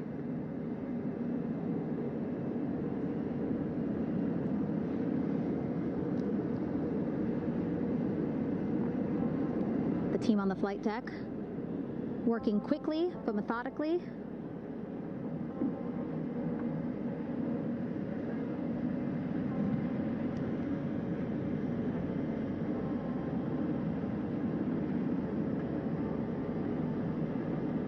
Waiting for just one more helicopter to touch down.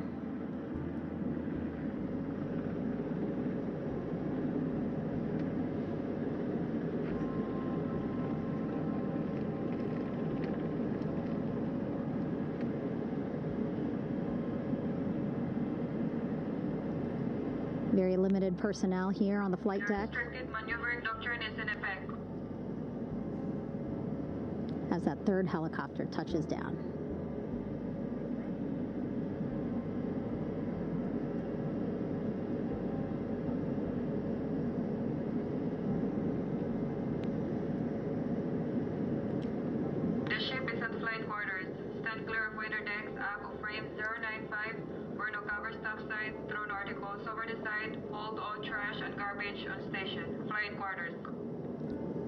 While just a few folks on the flight deck itself, there are plenty more on some upper decks.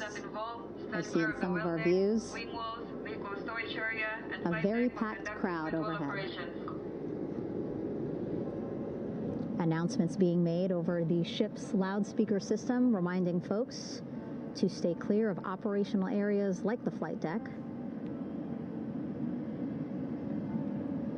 so that teams can work quickly to get the crew off of the helicopters and into the medical bay.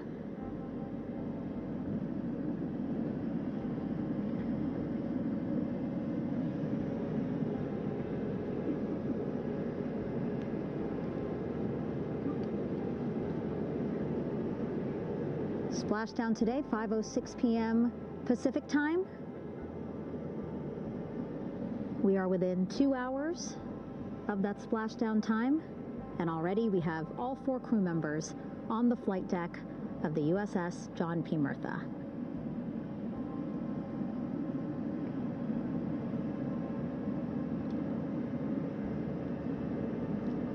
Again, crew waiting before getting out for the helicopters to completely shut down.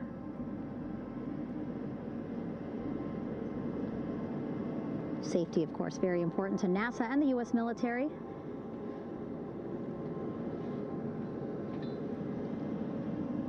So we'll wait just a couple of minutes here before we start seeing crew members walk off the helicopters one by one.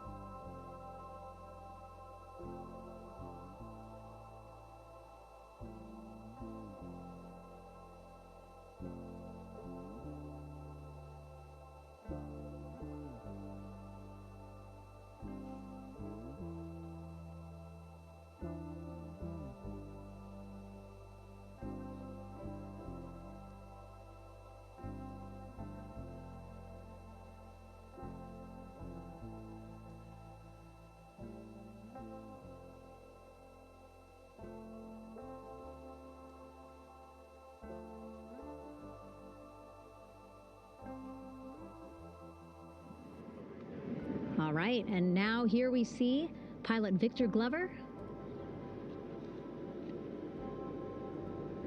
and mission specialist Christina Cook sitting on the edge of one of the helicopters, looking in great spirits.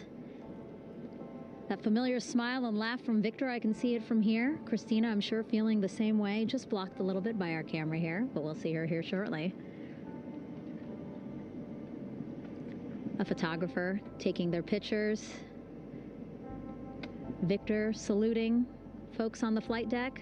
They look like they're in great spirits. Happy to be home, I'm sure.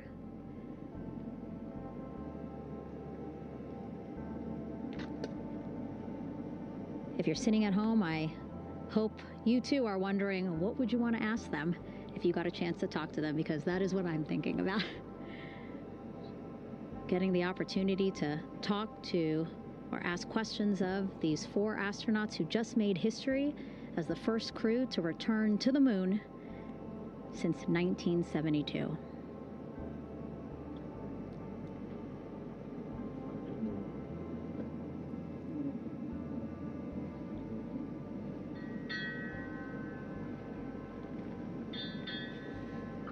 Oh, there we see Christina there, also smiling. Finally peering out, waving at the cameras. Hello to you too, Christina, yes. Welcome back. Welcome, welcome home. A loudspeaker announcement on the ship saying, "Welcome home, Integrity."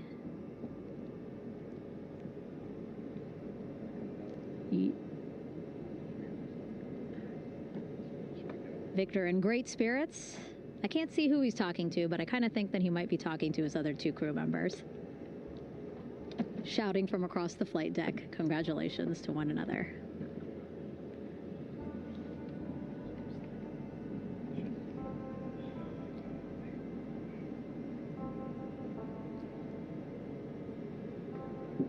And so now we see some Navy personnel walking up to the helicopter. This is again the first helicopter carrying pilot Victor Glover and mission specialist Christina Cook. Both have taken off their helmets now.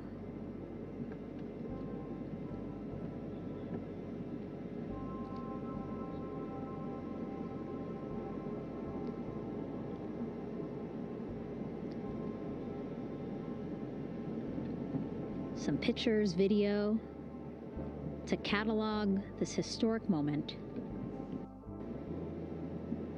A beautiful sunset just behind them here in the Pacific Ocean. Golden hour. These pictures will be beautiful.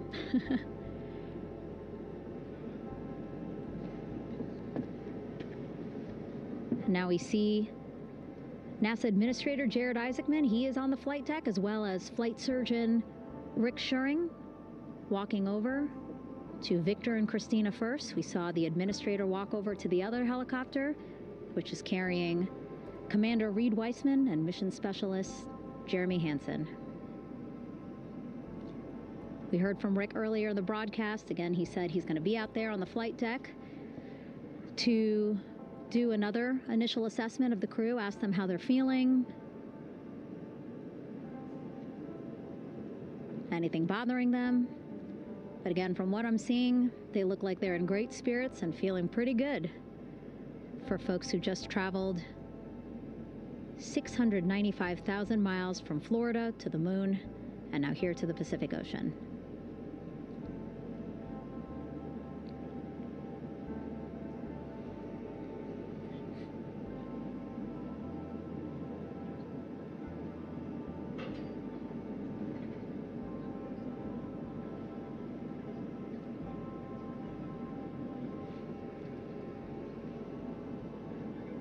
We're now seeing NASA Administrator Jared Isaacman walking across the flight deck. He had been talking to Reed and Jeremy, now approaching Victor and Christina.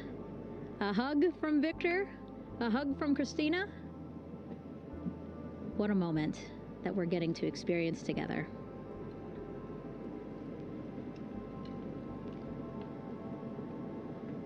I'm sure congratulatory words. You know, we got to speak to the administrator live on this broadcast as well, and he said the kid in him right now, giddy, absolutely giddy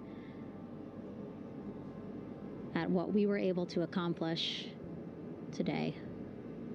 Returning them home safely and in good spirits after a 10-day mission around the moon.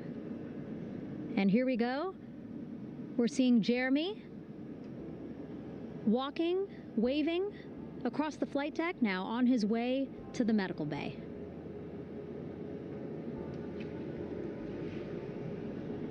It's a short walk, less than a minute. Again, that's why the recovery team decided to use helicopters to get them on the flight deck for that short walk to medical bay. And now on the flight deck, we see the chief of the astronaut office, Scott Tingle. Rick Schuring switching places. He's going over to the other helicopter. Big hugs from Victor, Christina to Scott. Again, a gorgeous sunset setting the stage for this recovery tonight.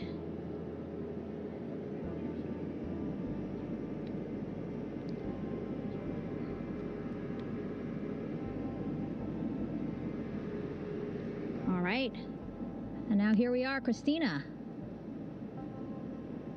making her way, looking thankful, grateful, happy to be home.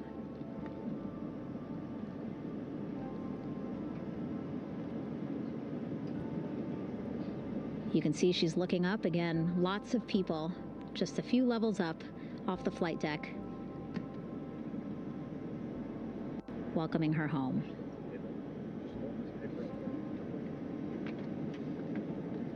Scott holding the door like a gentleman, but back on his way to the other crew still on the flight deck.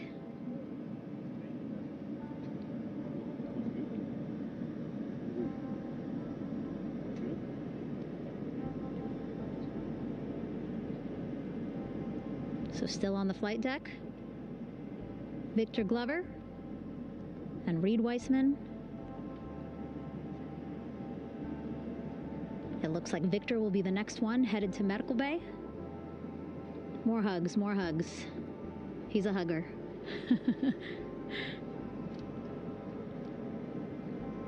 Victor looking good as he walks across the flight deck. NASA Administrator applauding. Victor applauding for all the folks on the ship with him who played a role in their safe return today.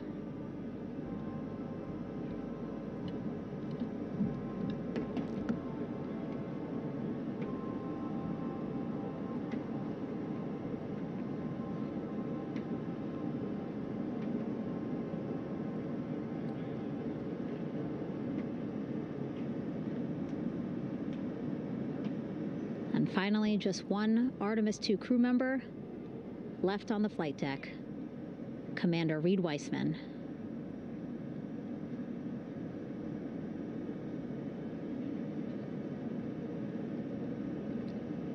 Applause from the group there on the flight deck, I'm sure, as well as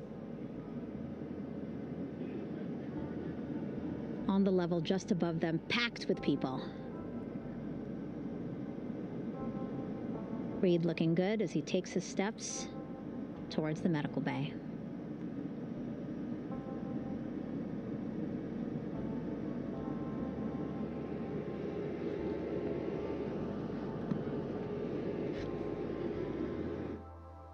See our 4 Artemis II crew members back on the ship. Again, now they will head into medical bay, where they will be assessed by flight surgeons from both NASA as well as the Canadian Space Agency. A more in-depth assessment. When they get to medical bay, they will each have their own nurse. They will be helped out of their suits. And then again, we'll check to see that they're feeling good. Make sure it's not just adrenaline, but that they are feeling good from their long journey back from the moon. Beautiful shot of that sunset, illuminating our flight deck.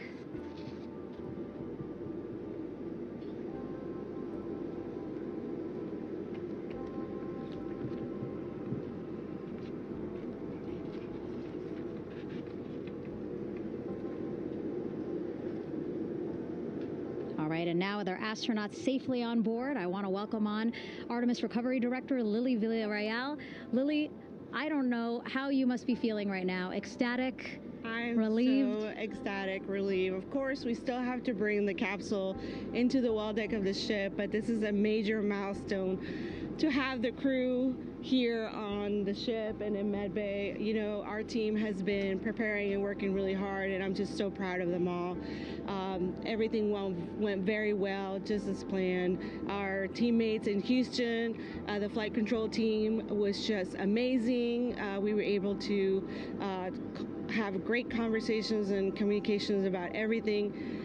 And I don't know what else to say. I'm just so ecstatic. It's such a wonderful feeling to